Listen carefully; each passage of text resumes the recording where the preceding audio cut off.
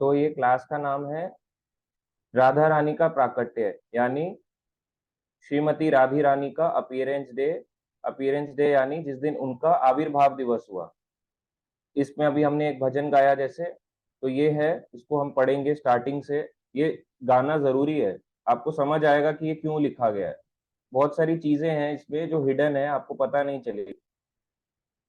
इसमें है, राधा भजन यदि मति नाही भेला, कृष्ण भजन तव अकारण गेला। इसका मीनिंग पढ़ते हैं। अनुवाद, यदि कोई श्री राधा की आराधना से आसक्त नहीं होता तो श्री कृष्ण के प्रति की गई उसकी आराधना व्यर्थ हो जाती है। अगर आप बोलते हो कि मैं हरे कृष्ण महामंत्र जप करता हूँ, मैं पूजा करता हूँ, बहुत कुछ करता हूँ, है ना, और सब कुछ करने के बाद अगर आप ये कहते हो कि मुझे राधा रानी के प्रति आसक्ति नहीं है, अटैचमेंट नहीं है, मुझे समझ नहीं आ रहा राधा रानी क्या है, शक्ति है, भगवान है, तो उसकी, श्री कृष्ण के प्रति इसने जितनी भी आराधना करी है वो व्यर्थ हो जाएगी, वेस्ट है। व्यर्थ मानी वेस्ट। तो जो भी अगर कृष्ण ये सोचता है कि मैं अकेले कृष्ण का भजन करूंगा, राधा भजने यदि मति नाही भेला, अगर राधा का भजन आपके दिमाग में नहीं बैठा हरे कृष्ण महामंत्र में, कृष्ण भजन तब अकारण गेला, अगर आप केवल कृष्ण कृष्ण कृष्ण जप रहे हो और राधा रानी का नाम साथ में नहीं ले रहे हो, अकारण गेला, व्यर्थ चला जाएगा। इसलिए हम क्या करते हैं, हरे कृष्ण महामंत्र में हरे कृष्णा यानी राधा कृष्णा, हरे यानी राधा रानी। तो ये हरे क्यों बोला गया ये भी आगे भी बताएंगे। हरे यानी राधा रानी होता है, तो इसलिए जो अकेले भजन करता है केवल कृष्ण कृष्ण कृष्ण कृष्ण, है ना, तो वो पूर्ण भजन नहीं है। गलत नहीं है मगर पूर्ण भी नहीं है। तो अकारण व्यर्थ चला जाएगा उसके कृष्ण के प्रति, अगर उसकी राधा रानी से अटैचमेंट नहीं बढ़ी। और हम आगे पढ़ते हैं स्क्रीन शेयर में।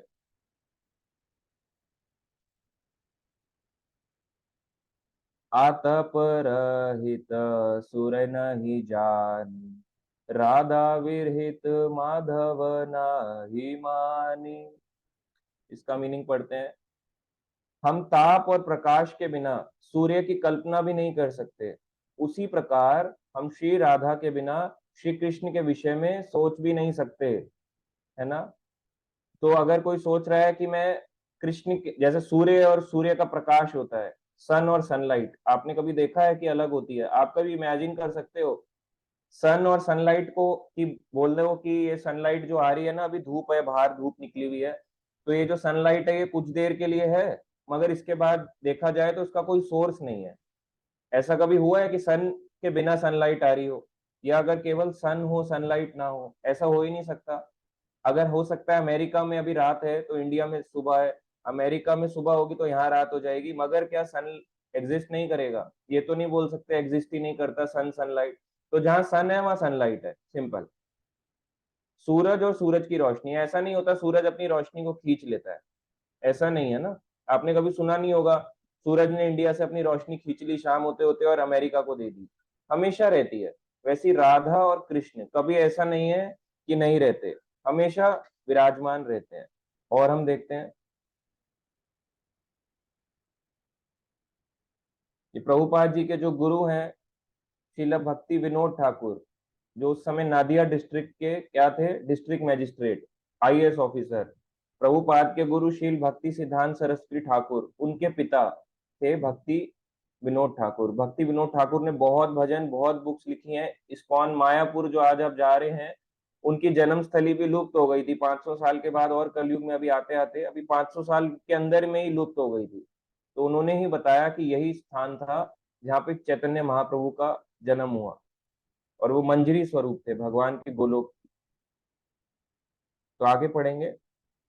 केवल माधव पूजे सो अज्ञानी, राधा अनादर करे अभिमानी। जो भी कोई केवल श्री कृष्ण की आराधना करता है वह निश्चित रूप से अज्ञानी व्यक्ति है। केवल एक अभिमानी व्यक्ति ही श्री राधा का अनादर करने का साहस कर सकता है। केवल श्री कृष्ण की आराधना करता है वह निश्चित रूप से अज्ञानी व्यक्ति, उसको लगता है कि एग्जिस्ट नहीं करती है राधा रानी, ये केवल पन्नों में लिखने की बात है। ऐसे लोग जो सोचते हैं वो अज्ञानी है, उसको नॉलेज नहीं है। केवल एक अभिमानी व्यक्ति ही श्री राधा का अनादर करने का प्रयास करता है, अज्ञानी है वो। अगर आपको लग रहा है वो बोल रहा है, पता है तुम्हें, पुराणों में हमने पढ़ा है, हम बहुत पढ़ के आए हैं, कहीं नहीं लिखा, भागवतम में भी कहीं नाम नहीं है। अरे वो अज्ञानी व्यक्ति है।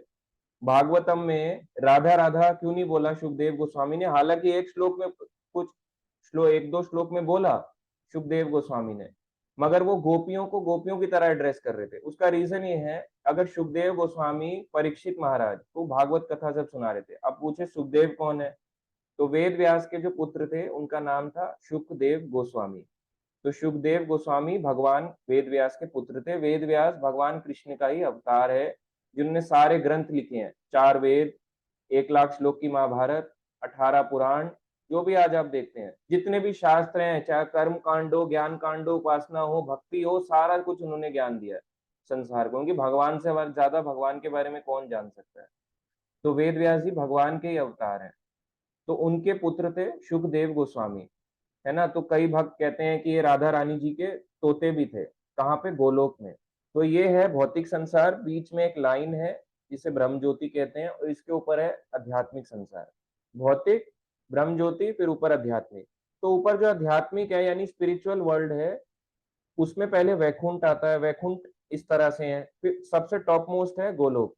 इसको हम किस तरह से समझे? जैसे ये ग्राउंड फ्लोर, जैसे प्लेन सड़क है, इसको आप मानो एग्जाम्पल के लिए, ये प्लेन सड़क को ब्रह्म ज्योति, नीचे के जो बेसमेंट है, जितने भी बेसमेंट हैं, ये है आपका भौतिक संसार, मटेरियल वर्ल्ड। और ये जो ग्राउंड यानी कि प्लेन सरफेस के ऊपर का एरिया है, ये सारा है आध्यात्मिक संसार।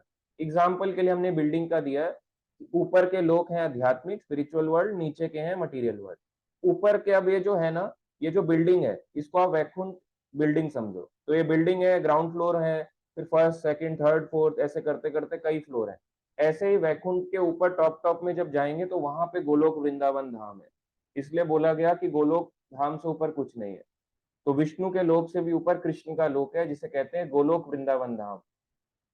तो इस तरह से वहां पे बताया गया कि अगर कोई भगवान का नाम जो है भगवान से अभिन्न है ना, और अगर कोई राधा केवल कृष्ण की आराधना करता है, वह निश्चित रूप से अज्ञानी है। उसको पता ही नहीं है, उसको लगता है कि इस गोलोक धाम में केवल कृष्ण रहते हैं। इस गोलोक में कृष्ण और राधा दोनों हैं। अभी हम आगे भी जानेंगे कैसे हैं, हमेशा से विराजमान थे। तो यहाँ पे जब विराजमान थे, तो नीचे नीचे जब आप आते हो, तो अवतरण जिसे कहते हैं, भगवान अवतार लेके नीचे आते हैं। तो जब ऊपर थे, इसका मतलब परमानेंटली एग्जिस्ट कर रहे हैं, नीचे आ रहे हैं तो अवतार आ रहे हैं। तो कहने का मतलब यह है कि राधा रानी हमेशा से ही एग्जिस्ट करती थी। ऐसा नहीं है कि ये कोई लिखने कहने की बात है। इसलिए कई लोग राधा रानी की आराधना नहीं करते कि भागवतम में नहीं लिखा, सुखदेव गोस्वामी ने बोला है ना, कई जगहों पे भागवतम में इनडायरेक्ट रूप में बोला। और उसने उन्होंने परीक्षित महाराज, सुखदेव गोस्वामी जो थे, परीक्षित कौन थे? अर्जुन के पोते। उनको श्राप मिला था कि 7 दिन के अंदर उनकी मृत्यु हो जाएगी। तो जैसे उनको श्राप मिला कि उनकी मृत्यु होने वाली है, तो तुरंत जाके भागवत कथा सुनने पहुंच गए सुखदेव गोस्वामी के पास। कहाँ पे? शुक्ताल तीर्थ। शुक्ताल आज के समय में आता है, मेरठ से थोड़ा सा आगे आता है, जिसे उत्तर प्रदेश कहते हैं, उत्तर प्रदेश के अंदर आता है। वहां पे भागवत कथा करी गई। और भागवत कथा जब करी, तो वहीं पे सुखदेव गोस्वामी ने जब ये सारे श्लोक बोले, तो राधा रानी को डायरेक्ट नहीं बताया। क्यों नहीं बताया? अगर वो डायरेक्ट उनको मुंह से बोल देते, इतना भाव आ जाता शरीर के अंदर। जैसे क्या होता है, आप किसी को याद करते हो, उसके बारे में बता रहे हो, और ज्यादा उसका नाम लोगे, तो क्या होगा?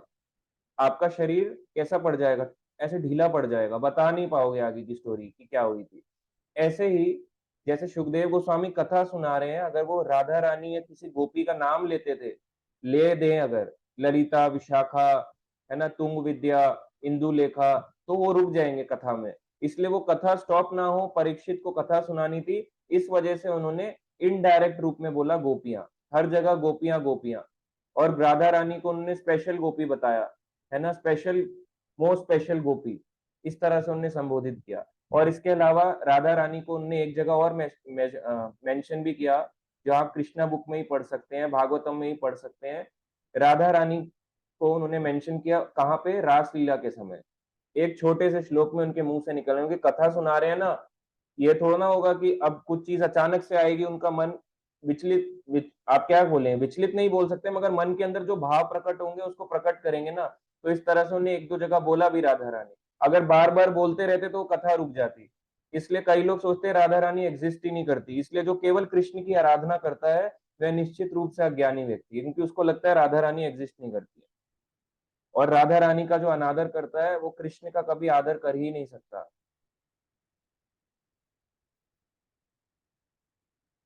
आगे हम देखेंगे। अभी हम तत्व चर्चा कर रहे हैं, फिर हम चर्चा करेंगे अपीयरेंस। चौथा नंबर श्लोक है यहाँ पे।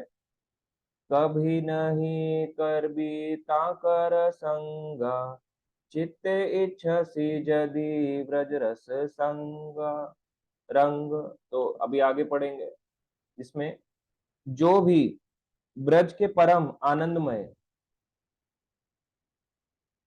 प्रेमपूर्ण भाव की अपने हृदय में अनुभूति करना चाहता है, उसे ऐसे व्यक्ति का संग कभी नहीं करना चाहिए, है ना। जो ब्रज की लीलाओं को अपने अंदर हृदय में उतारना चाहता है, उसे ऐसे व्यक्ति की कभी संग नहीं करना चाहिए। कैसे व्यक्ति की?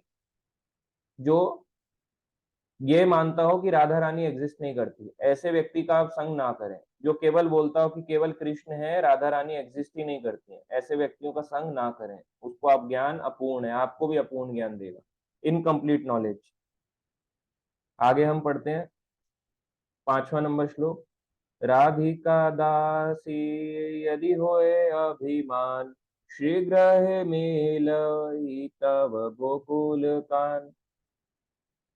5वां नंबर श्लोक है। यदि व्यक्ति स्वयं को श्री राधा की दासी समझता है तो उसे गोकुल के अधिपति श्री श्री कृष्ण शीघ्र ही प्राप्त हो जाते हैं। अगर कोई अपने आप को राधा रानी का दास समझता है, सर्वेंट समझता है, तो गोकुल के जो अधिपति हैं, वहां के जो नायक हैं श्री भगवान श्री कृष्ण, उसको शीघ्र ही प्राप्त हो जाएंगे। उसको ऐसा नहीं प्रयास नहीं करना पड़ेगा। तो राधा रानी का दास बनने का मतलब क्या है? राधे राधे जपना या राधे राधे बोलना नहीं। राधा रानी का दास का मतलब है ये समझना कि एक्चुअली हम लोग भगवान के दास हैं, और हम लोग राधा रानी के भी दास हैं। राधा कृष्ण के ही, दोनों के ही दास हैं। और जो राधा रानी को खुश कर देता है, अपने आप भगवान भी खुश हो जाते हैं, क्योंकि राधा रानी कैसी है? गुरु। ऐसे ही जो गुरु को तुष्ट कर देगा इस संसार में, गुरु अगर आपसे प्रश्न है तो कृष्ण अपने आप खींचे चले आएंगे, क्योंकि राधा रानी का एक्सपेंशन ही कहलाते हैं गुरु। कृष्ण के रिप्रेजेंटेटिव है और राधा रानी के एक्सपेंशन कहलाते हैं गुरु। तो इस तरह से हमें अपने गुरु, उनका सम्मान करना चाहिए। अगर आप ये सोचेंगे कोई साधारण व्यक्ति है, आप जो मर्जी कर लो, जितना मर्जी आप शास्त्र पढ़ लो, कृष्ण आपको नहीं मिलने वाले, क्योंकि आप अपने गुरु के प्रति रिस्पेक्टफुल नहीं हो, ना ही उनको खुश कर पा रहे हो। तो दोनों चीजें जरूरी हैं। आगे आएगा इसमें 6ठा नंबर। ब्रह्मा शिव नारद श्रुति नारायण, राधिका पाद रज पूजय मानी। ब्रह्मा, शिव, नारद, श्रुति, नारायणी, राधिका पद रज पूजय मानी। इसका मतलब पढ़ते हैं, यह सच है, आप पढ़ो यहाँ पे, कि ब्रह्मा जी, शिव जी, नारद मुनि, मूर्तिमान वेद और श्री नारायण भगवान की संगनी लक्ष्मी श्री राधा के चरण कमलों की धूल की पूजा करते हैं। देख रहे हो आप यहाँ पे क्या लिखा है? भक्ति विनोद ठाकुर भजन में क्या लिख रहे हैं? ब्रह्मा जी, शिव जी, नारद मुनि, बड़े बड़े देवता हैं, साधारण नहीं है। ब्रह्मा जी, सोचो, इस संसार के प्रथम जीव ब्रह्मा जी। शिव जी, ब्रह्मा जी के पुत्र, है ना। और शिव जी को गुण अवतार भी बताया जाता है, ब्रह्मा शिव जी को। नारद मुनि, बताते हैं नारद मुनि कहीं भी किसी भी लोक में ट्रेवल कर सकते हैं उसी शरीर से। मूर्तिमान वेद, वेद तक, यहाँ तक की। और श्री नारायण भगवान की भसंगनी लक्ष्मी, लोग लक्ष्मी की पूजा करते हैं, धन की देवी लक्ष्मी की। ये सभी के सभी श्री राधा के चरण कमलों की धूल की पूजा करते हैं। तो देखो, जो भक्त होता है ना, वो हमेशा भगवान के चरणों की पूजा करता है, भगवान में अपना ध्यान को लगाए रखता है, अपने चित्त को, अपने आप को भगवान में लगाए रखता है। तो ये इतने बड़े बड़े देवी देवता जब उनकी धूल की पूजा आराधना कर रहे हैं, तो क्या हम नहीं कर सकते? धूल का मतलब क्या है? ऐसे मिट्टी ली, मिट्टी लगा ली? धूल का मतलब है इंस्ट्रक्शंस का पालन करना, भगवान के इंस्ट्रक्शंस का पालन करना, है ना। और राधा रानी की धूल का मतलब है गुरु के धूल, यानी गुरु के इंस्ट्रक्शंस का पालन करना। आपको जो प्रभुपाद जी ने दिया है, इसको पालन करना, जीवन में उतारना है। उतारोगे नहीं, बोलोगे हम जुड़े में, आप जुड़े नहीं हो। अभी आप केवल प्रयास कर रहे हो। जुड़ने का मतलब है एक्चुअल में उसको फॉलो करना। और हम आगे देखते हैं।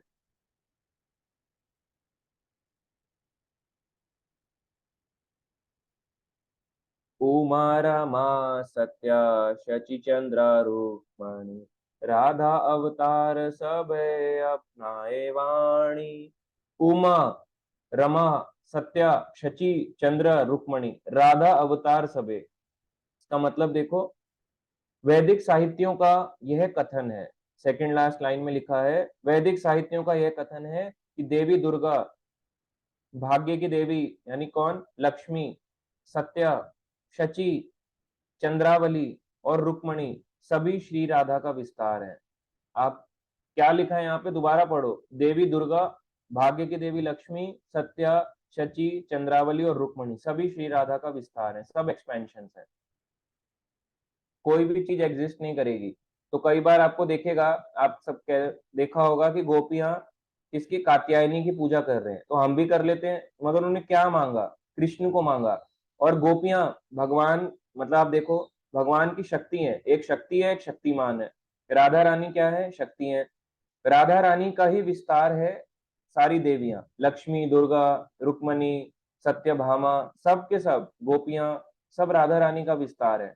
और राधा रानी का पहला विस्तार गोपियां है, और गोपियों और आगे फर्दर एक्सपेंशन है उनके, लक्ष्मी और ये सब, जैसे कृष्ण के एक्सपेंशन है विष्णु, इस तरह से। मगर पहला एक्सपेंशन कौन है, बलराम जी, उनके गोपगण जो है, उनके जो गोप कुमार कहलाते हैं, उनके जितने भी आप देखेंगे कृष्णा के फ्रेंड्स हैं, वो सब कृष्ण के एक्सपेंशन है, विष्णु एक्सपेंशन बाद में आया।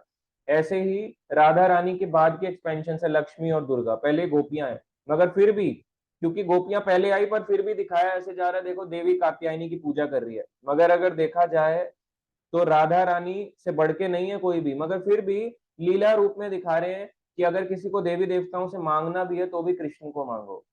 ये हम नहीं समझते, हम ये देखते हैं कि अरे गोपियों ने पूजा करी, गोपियां तो जाती है, आप तो हमें मना कर रहे हो, ये तो बड़ा गलत सिस्टम है। अरे गोपियों का भाव देखो, आप गोपियों को देखो, गोपियों ने अपना घर को छोड़ दिया, सब कुछ छोड़ने को त्याग हो गई, हर समय केवल कृष्ण के चिंतन में रहती थी। आप रहते हो, अभी आपको पराठों की याद आएगी, सुबह खाने की याद आएगी, सोचेंगे 11 बज गए, प्रभु जी ने हाय हाय क्लास चल रही है, मेरा पराठा गर्म है, नाश्ता ठंडा हो रहा है, मैं तो पराठा खाऊंगा।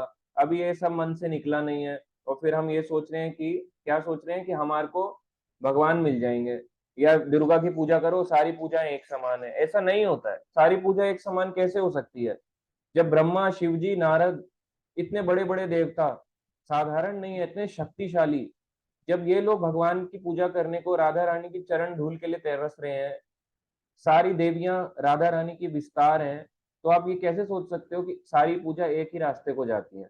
ऐसा नहीं होता ना। जैसे एग्जाम्पल के लिए एक और एग्जाम्पल लेते हैं। अगर आपको दिल्ली से फ्लाइट पकड़नी है, आपको या ट्रेन पकड़नी है, अगर आपको जाना है दिल्ली से रामेश्वरम, आपने टिकट ली है मुंबई की, तो आप मुंबई तक ही तो जाओगे, रामेश्वरम थोड़ा ना पहुंच जाओगे कि दिल्ली से फ्लाइट ली है हम पहुंच जाएंगे साउथ इंडिया। आप मुंबई तक जाओगे। तो वैसे ही अगर आपने दुर्गा देवी की उपासना करते हो, आप वहीं तक जाओगे, आप उससे आगे नहीं जाओगे। और दुर्गा देवी इस भव सागर की कौन है, देवी है दुर्गा। अगर हम उनकी पूजा करते हैं, उनकी आराधना करते हैं, तो वो भी अल्टीमेटली क्या करेंगी, हमारे को कृष्ण भक्ति में ही तो लाएंगी। और आगे आपको पता भी चलेगा, इसी में बताया जाएगा राधा रानी के आविर्भाव में, कि वृषभानु महाराज ने भी देवी की पूजा करी, और देवी ने क्या बोला कि किस क्या जपो, हरे कृष्ण महामंत्र जपो। अभी आपको पता चलेगा आगे कि ये बात सत्य है। और हम आगे देखते हैं, लास्ट श्लोक है इसका। हे न राधा परिचर्या जाकर धन, भक्ति विनोद तार मागय चरण। लास्ट श्लोक का मीनिंग यहाँ पे दिया गया है। शील भक्ति विनोद ठाकुर, मैंने बताया कौन थे, प्रभुपाद के गुरु भक्ति सिद्धांत सरस्वती ठाकुर, उनके पिता भक्ति विनोद ठाकुर हमारी गुरु परंपरा में भी आते हैं। आज आप वर्ल्ड में देख रहे हो, इतने सारे लोग मायापुर जा रहे हैं, लोग आतुर हैं मायापुर जाने को, तरसते हैं, वर्ल्ड के लोग एक एक कोने से लोग आ रहे हैं। तो अगर वहां पे चैतन्य महाप्रभु का बर्थ प्लेस भी उन्होंने खोजा, क्योंकि वो 500 साल पहले तो वहीं जन्मे थे, मगर समय ऐसा आया 300-400 साल के अंदर, कई फॉरेन इन्वेडर्स आए, मुगल्स आए, तो उस जगह वो लीला स्थलियां लुप्त हो गई, नष्ट कर दिया गया था। तो भक्ति विनोद ठाकुर ऐसे व्यक्ति थे जिन्होंने उस लीला स्थलियों को दोबारा रीस्टैब्लिश किया कि यहीं पे चैतन्य महाप्रभु का जन्म स्थान है। और ऐसा नहीं अपने मन से, सारे शास्त्रों के थ्रू, और एंड में कंफर्मेशन, इस बात को ठप्पा मारने के लिए अपने गुरु जगन्नाथ दास बाबा जी को लेके आए कि ये इस बात को कंफर्म करो कि चैतन्य महाप्रभु का जन्म मायापुर के इसी स्थान में हुआ है। तो भक्ति विनोद ठाकुर ऐसे आचार्य थे, बहुत महान आचार्य थे, बहुत ग्रंथ हैं। मतलब अगर हम इनके ग्रंथ पढ़ेंगे तो हाई लेवल ग्रंथ है। आपको ऐसा वैष्णव फिलोसफी में भी ऐसे ग्रंथ इजीली नहीं मिलेंगे, बहुत हाई लेवल है। मगर प्रभुपाद जी इतने कृपालु हैं, उनने सारे ग्रंथों का ना बहुत निचोड़ के एकदम इजी फॉर्मेट में दे दिया, लो इतना पढ़ो, लो तात्पर्य पढ़ो, लो ऐसा करो, और लोग फिर भी नहीं पढ़ना चाह रहे, ना समझना चाह रहे। तो वो ऐसे आचार्य हैं भक्ति विनोद ठाकुर। और साधारण नहीं थे, बोले कि ऐसे ही रहते थे, डिस्ट्रिक्ट मजिस्ट्रेट आईएएस ऑफिसर थे। 10 घंटा रीडिंग करते थे एक दिन में, 2 घंटे केवल सोते थे, 10 घंटे रीडिंग करते थे, शास्त्र लोगों के लिए लिखते थे, वकील थे। इस तरह से उन्हें बहुत बड़ा कंट्रीब्यूशन दिया भक्ति में, हमारे परंपरा में। तो शील भक्ति विनोद ठाकुर ऐसे व्यक्ति के चरण कमलों में रहने की विनती करते हैं जिसका एकमात्र धन केवल श्री राधा की आराधना करना है। भक्ति विनोद ठाकुर कहते हैं ऐसे भक्त की चरण पकड़ो जो केवल श्री राधा की आराधना करता है। श्री राधा की आराधना का मतलब ये नहीं जो राधे राधे जपता है, राधे राधे राधे राधे। भक्ति विनोद ठाकुर कह रहे हैं ऐसे व्यक्ति जो अपने गुरु की आराधना करता है, जो अपने गुरु को फॉलो करता है, जो उनके फुटस्टेप्स पे चलता है। फुटस्टेप्स क्या है? एक कदम यहाँ रखा, दूसरा कदम मैंने भी यहीं रख दिया, तीसरी यहाँ रखा, यहाँ रख दिया, ऐसा नहीं। फुटस्टेप्स का मतलब है उनके जो इंस्ट्रक्शन है उसी के रास्ते पे चलता है। तो वो एकदम राइट शिष्य है। नहीं तो शिष्य तो बहुत होते हैं मगर चलते कितने हैं? आधे से ज्यादा लोग निकल जाते हैं। बहुत लोगों को ये बात कड़वी लगती है, बहुत गहरा उनके जीवन में उतर नहीं पाती है बात, ये क्या बोल रहे हो आप। तो राधा रानी के ही विस्तार गुरु कहलाते हैं। अगर आप उन्हें साधारण समझते हो तो फिर आपकी भक्ति आगे नहीं बढ़ सकती। तो अब हम आगे पढ़ेंगे। ये तो हो गया भजन जो भक्ति विनोद ठाकुर का है, जो हम राधा अष्टमी पे भी गा सकते हैं। अब हम पढ़ेंगे राधा रानी कौन है, श्रीमती राधा रानी कौन है, इसके बारे में हम जानेंगे कि शास्त्र क्या बताते हैं। अभी तक तो हमने बताया एक भजन के माध्यम से, अब जानेंगे शास्त्र और बाकी शास्त्र क्या कहते हैं। तो कई बार ये श्लोक मैंने बोला भी है, फिर से आज हम इसको रिपीट करेंगे। राधा पूर्ण शक्ति कृष्ण पूर्ण शक्तिमान, दुई वस्तु भेद नाही शास्त्र प्रमाण। चैतन्य चरितामृत, चय चय का मतलब वो नहीं है चिड़िया की चय चय। कई लोग सोचेंगे ये चिड़िया की चय चय है, तो ये चिड़िया की चय चय नहीं है, इसको आप ध्यान से पढ़ें। ये चैतन्य चरितामृत है, इसका मतलब शॉर्ट में लिखा है चय चय। आदि, आदि यानी आदि लीला, आदि यानी स्टार्टिंग की जो बिगिनिंग की लीलाएं हैं, उसका नाम दिया गया। इसको 3 पार्ट में डिवाइड किया चैतन्य चरितामृत को। आदि, मध्य, अंत। स्टार्टिंग यानी बिगिनिंग, मिडल, एंड, इस तरह से स्टार्ट मिडल एंड। चैतन्य चरितामृत इस तरह से 3 पार्ट्स में डिवाइडेड है। टोटल 9 बुक्स हैं जो इस्कॉन में मिलती हैं, प्रभुपाद की रिटर्न। तो प्रभुपाद जी देखो यहाँ पे क्या लिख रहे हैं। यहाँ पे ये जो ग्रंथ है ये लिखा था कई 500 साल पहले, मगर प्रभुपाद जी साधारण है, सिंपल लैंग्वेज में, इतना समझो इतना समझो। क्या कह रहे हैं इसका मतलब? श्रीमती राधा रानी है पूर्ण शक्ति एवं भगवान कृष्ण है पूर्ण शक्तिमान, इन दोनों में कोई भेद नहीं है, ऐसा शास्त्रों का प्रमाण है। ये है। तो कैसे समझें इसको? राधा रानी है, राधा पूर्ण शक्ति, कृष्ण पूर्ण शक्तिमान। जैसे हम हैं, हमारी शक्ति है, हम क्या उसको रूप दे सकते हैं अपनी बॉडी की शक्ति से बाहर निकाल के? हम तो शक्तिहीन हो जाएंगे, मर जाएंगे। हम 1 सेकंड भी नहीं जी सकते अगर हमारी बॉडी की एनर्जी बाहर आ गई। थोड़ा सा हम गर्मी में चल के आते हैं, हमें ग्लूकॉन डी चाहिए, हमें पानी चाहिए ठंडा, कोल्ड ड्रिंक चाहिए। मगर भगवान ऐसे नहीं है, भगवान अपनी शक्ति को निकाल के दिखा सकते हैं कि ये मेरी शक्ति है राधा रानी। तो इस तरह से राधा रानी कौन है? राधा पूर्ण शक्ति, कृष्ण पूर्ण शक्तिमान, दुई वस्तु भेद नहीं शास्त्र प्रमाण। दोनों वस्तु में कोई भेद नहीं है। शक्ति शक्तिमान से कभी अलग नहीं होती है, मगर कृष्ण कुछ भी कर सकते हैं। तो इसलिए कई बार हम सोचते हैं कि कई बार आप भगवान को सुनाओगे ना, के बारे में सुनाओगे ना, ये होता है, मैंने भी देखा है। कई लोग फैमिली के मेंबर्स, आपके कोई जानकार के लोग बोलेंगे पता है भगवान के बारे में कोई चिंतन नहीं कर सकता, क्या तुम ये इन चक्करों में पड़े हो, बेकार है ये सब। अरे शास्त्र वास्त्र ठीक है, मगर भगवान अचिंत्य है। अरे यहाँ इस लेवल पे अचिंत्य हुए हैं भगवान कि राधा पूर्ण शक्ति है, कृष्ण पूर्ण शक्तिमान है। वो शक्ति को बाहर निकाल के भी उतनी शक्तिमान रहते हैं, और जो शक्ति है वो भी उतनी शक्तिमान के समान शक्तिशाली रहती है। ये अचिंत्य बात है कि ऐसा कैसे कर सकते हैं। मगर अचिंत्य ये नहीं है कि भगवान के बारे में चिंता करना छोड़ दो, ये मायावाद है। इसे ध्यान देना पड़ेगा, ये मायावाद दर्शन है। मायावाद फिलॉसफी कहती है कि राधा रानी एग्जिस्ट नहीं करती, भगवान के बारे में ज्यादा चिंतन मत करो, शास्त्र भी भगवान की गणना नहीं कर सकते। अरे आप पहले ये तो सुनो, उतने लेवल तक तो पहुंचो कि कृष्ण ही पूर्ण पुरुषोत्तम सुप्रीम पर्सनैलिटी ऑफ गॉडेड है। जब आप ये समझ गए कि कृष्ण से ऊपर कुछ नहीं होता, केवल कृष्ण ही भगवान है, कृष्ण की शक्ति राधा रानी है, अब वो कैसे अपनी बॉडी से निकालते हैं अपनी शक्ति को, उनका खून भी नहीं निकलता, ये अचिंत्य है, इसको चिंता के परे है। तो यहाँ जाके अचिंत्य वाली बात आई है। लोग पहले ही शुरू हो जाते हैं अचिंत्य वाली बात है, पहले ही आप थोड़ा सा बोलो कि 4 श्लोक गीता के अचिंत्य है, अचिंत्य है, ये मायावाद है, सुनना ही नहीं चाह रहे वो लोग। ये मायावाद फिलोसफी के कारण है। थोड़ा सा बोलो कि चिढ़ जाएंगे, गुस्सा हो जाएंगे, अरे क्या अचिंत्य है, क्या तुम शास्त्र पढ़ रहे हो, अचिंत्य है भगवान। ऐसे बहुत लोग मिलेंगे आपको पार्कों में, स्कूलों में, कॉलेज में, आपके फ्रेंड में, ऑफिसों में, इधर उधर। तो इनको क्या बोलेंगे, इनको बोलना वैशाख नंदन, आप गधे हो। संस्कृत में गधे को बोलते हैं वैशाख नंदन। या उन्हें बोलो आप सब कैसे हो, ग्राम सिंघा। ग्राम सिंघा यानी कुत्ता, गांव का शेर, जिसे कुछ नहीं पता। हाँ बोल सकते हो उनको। भाई आप देखो कितने सारी चीजें हैं, अचिंत्य कहाँ किस लेवल पे आ रहा है, आप पहले ही अचिंत्य बोल देते हो। तो ये सिर्फ चीजें समझने की चीज है। और हम आगे पढ़ेंगे, देखो और आगे श्लोक हैं जो बताते हैं। लोग कहते हैं चैतन्य चरितामृत ग्रंथ क्यों पढ़े, इसलिए पढ़े, देखो कितना कुछ है इसमें, राधा रानी की डिटेलिंग। ये राधा रानी की डिटेलिंग आपको इतनी कहीं नहीं मिलेगी चैतन्य चरितामृत इतने में, इसलिए गौड़िया वैष्णव फिलॉसफी सबसे ऊंची है। लोग कहते हैं क्यों, क्योंकि इसमें राधा रानी की डिटेलिंग है, और कहीं शास्त्र में आपको जल्दी नहीं मिलेगी, इसी संप्रदाय में रह के आपको मिलेगी। राधा कृष्ण एचे सदा एक ही स्वरूप, लीला रस आस्वादिते धरे दुई रूपा। चैतन्य चरितामृत आदि लीला, चौथा अध्याय, 98 98 नंबर श्लोका। इस प्रकार राधा कृष्ण सर्वदा एक ही स्वरूप है, फिर भी लीला रस का स्वादन करने के लिए दो भिन्न रूप धारण कर रहे थे।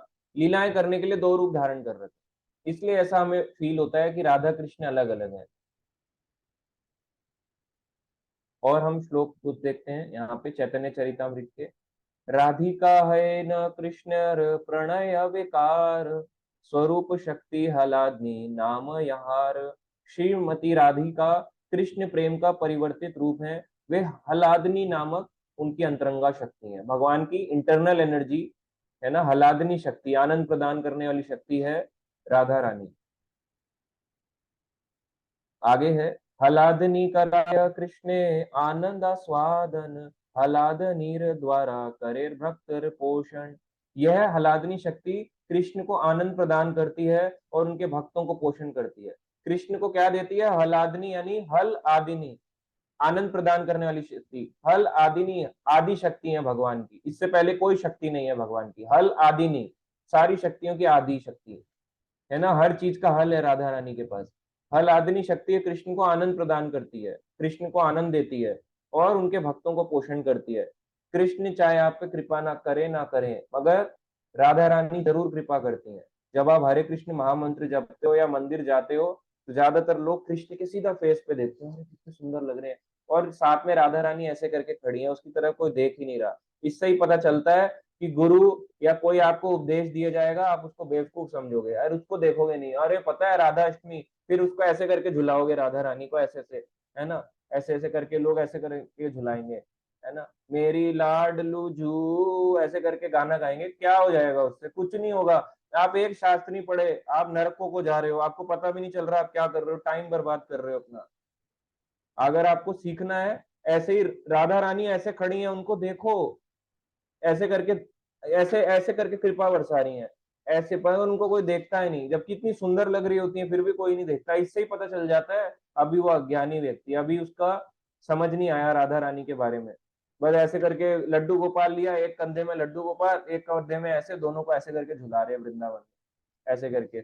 और आजकल तो उससे भी ज्यादा, उससे भी बुरा हाल हो चुका है लोगों का। इतने सहजिया लोग हैं, यानी so called people, dining table पे खुद बैठेंगे, एक तरफ लड्डू गोपाल, बड़े से लड्डू गोपाल, और एक तरफ से है ना बाल राधिका, यानी छोटी छोटी सी राधा रानी बाल रूप में, उनको ऐसे करके, वो भी ऐसे हैं, दोनों ऐसे करके हैं, उनको डाइनिंग पे बिठा देंगे, ऐसे करके एप्रन उनको पहना देंगे, और उसके बाद खाने में प्लेट में ऐसे ही रख देंगे, लो खाओ।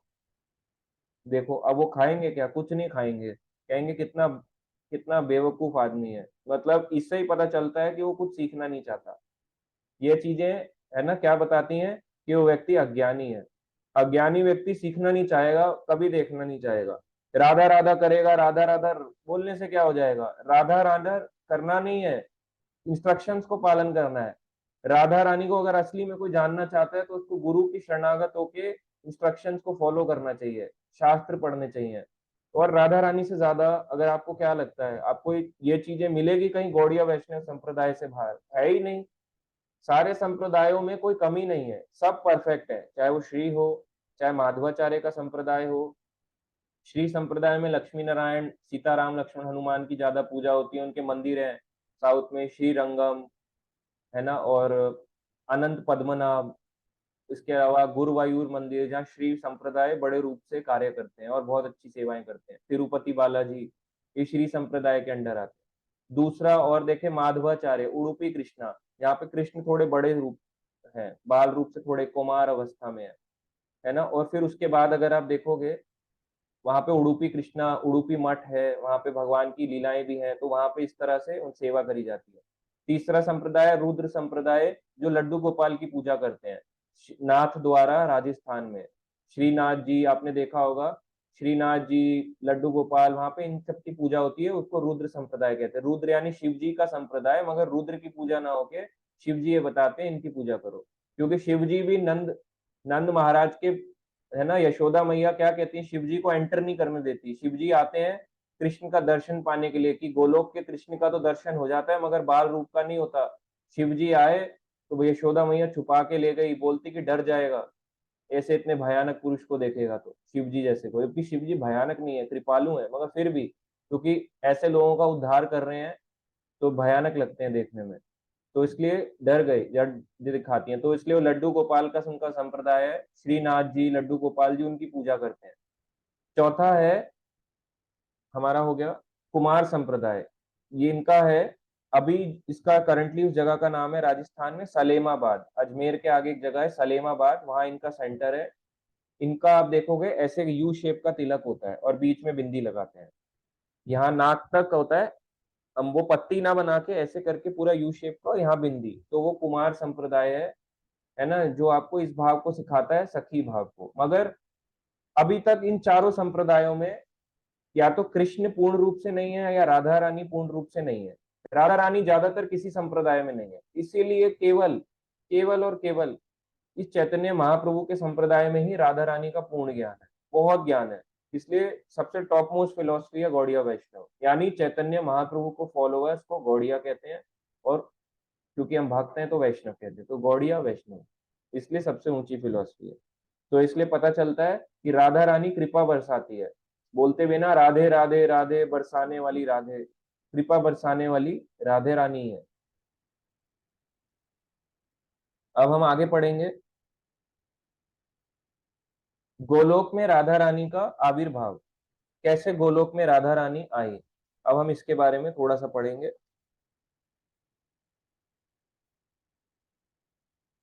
श्री कृष्ण का आनंद विहार इच्छा प्रकट होने पर तभी उनके बाएं ओर एक सुंदर देवी का प्रकट होना। एक बार इसके बारे में हम पढ़ते हैं, आप यहाँ फोटो देख सकते हैं। एक बार कृष्ण बैठे थे गोलोक वृंदावन में, है ना, वहां पे एक जगह है रास मंडल, जहाँ पे रास लीलाएं होती हैं।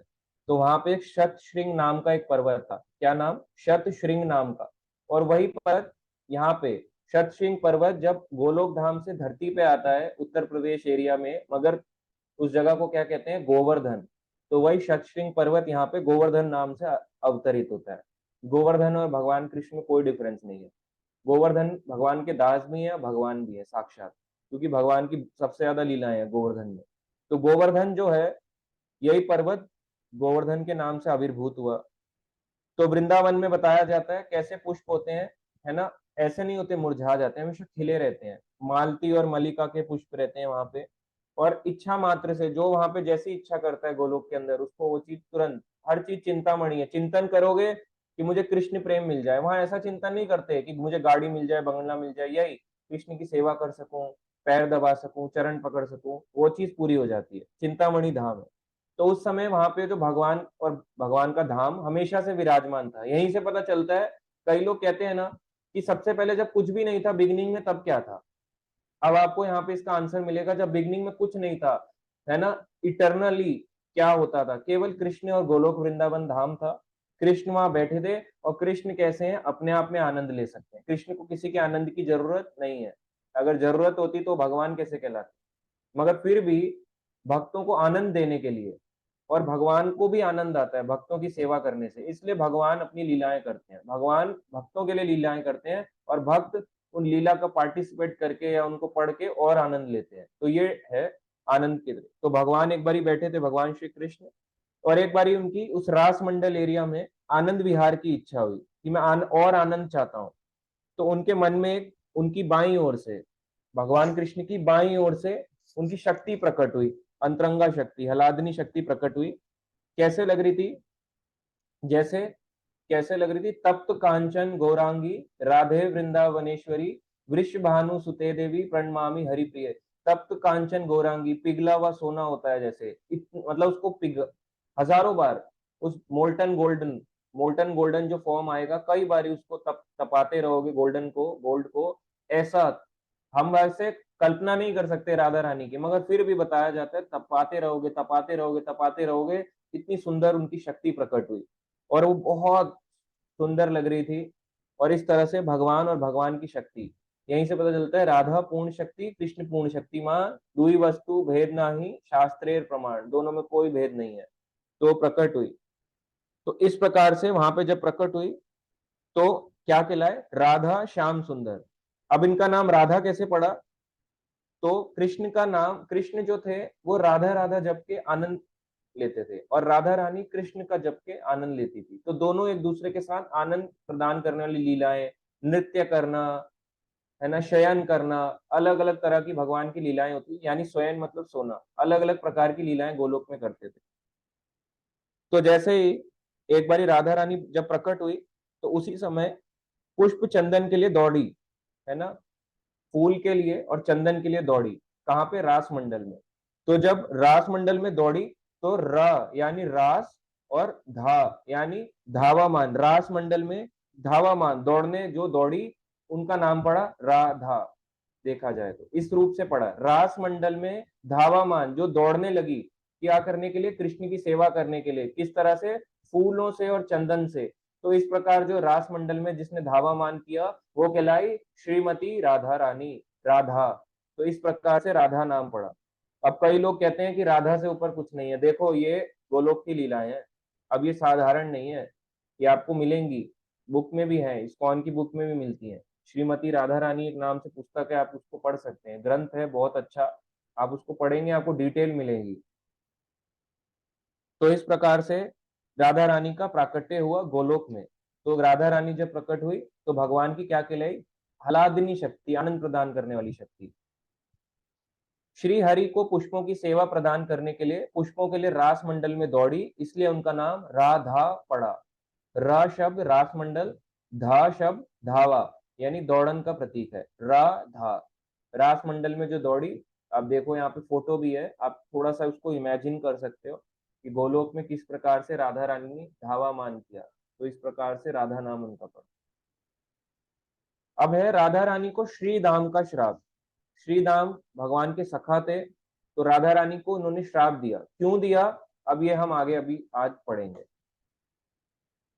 तो गोलोक नित्य धाम में श्री कृष्ण की सेवा में आनंद विभोर हो बैठी, और ब्रह्म चेतना खो बैठी। तो जब एक बारी राधा रानी कृष्ण की सेवा कर रही थी, तो कृष्ण की सेवा करते करते अपनी कॉन्शियसनेस, होता है ना, हम भी कई बार सेवा करते करते अपनी कॉन्शियसनेस खो बैठते हैं, इतना आनंद आने लगता है हमें, हम पता ही नहीं लगता हम भगवान की सेवा में। ऐसी एक बारी राधा रानी लीलाएं कर रही हैं ऊपर, अभी गोलोक की लीलाएं चल रही हैं, ये धरती की लीलाएं नहीं है, ये इस धरती की लीलाएं नहीं है, ऊपर गोलोक वृंदावन धाम की लीलाएं है। वहां जब महावन में भगवान की सेवा कर रही थी, तो अपने आनंद विभोर होकर अपनी चेतना खो बैठी राधा रानी। तो जैसी चेतना खो बैठी तो राधा रानी की एक एक्सपेंशन थी, उसका क्या नाम था, विरजा, एक गोपी थी। जितनी भी गोपियां हैं ये राधा रानी की एक्सपेंशन है। एक्सपेंशन यानी विस्तार।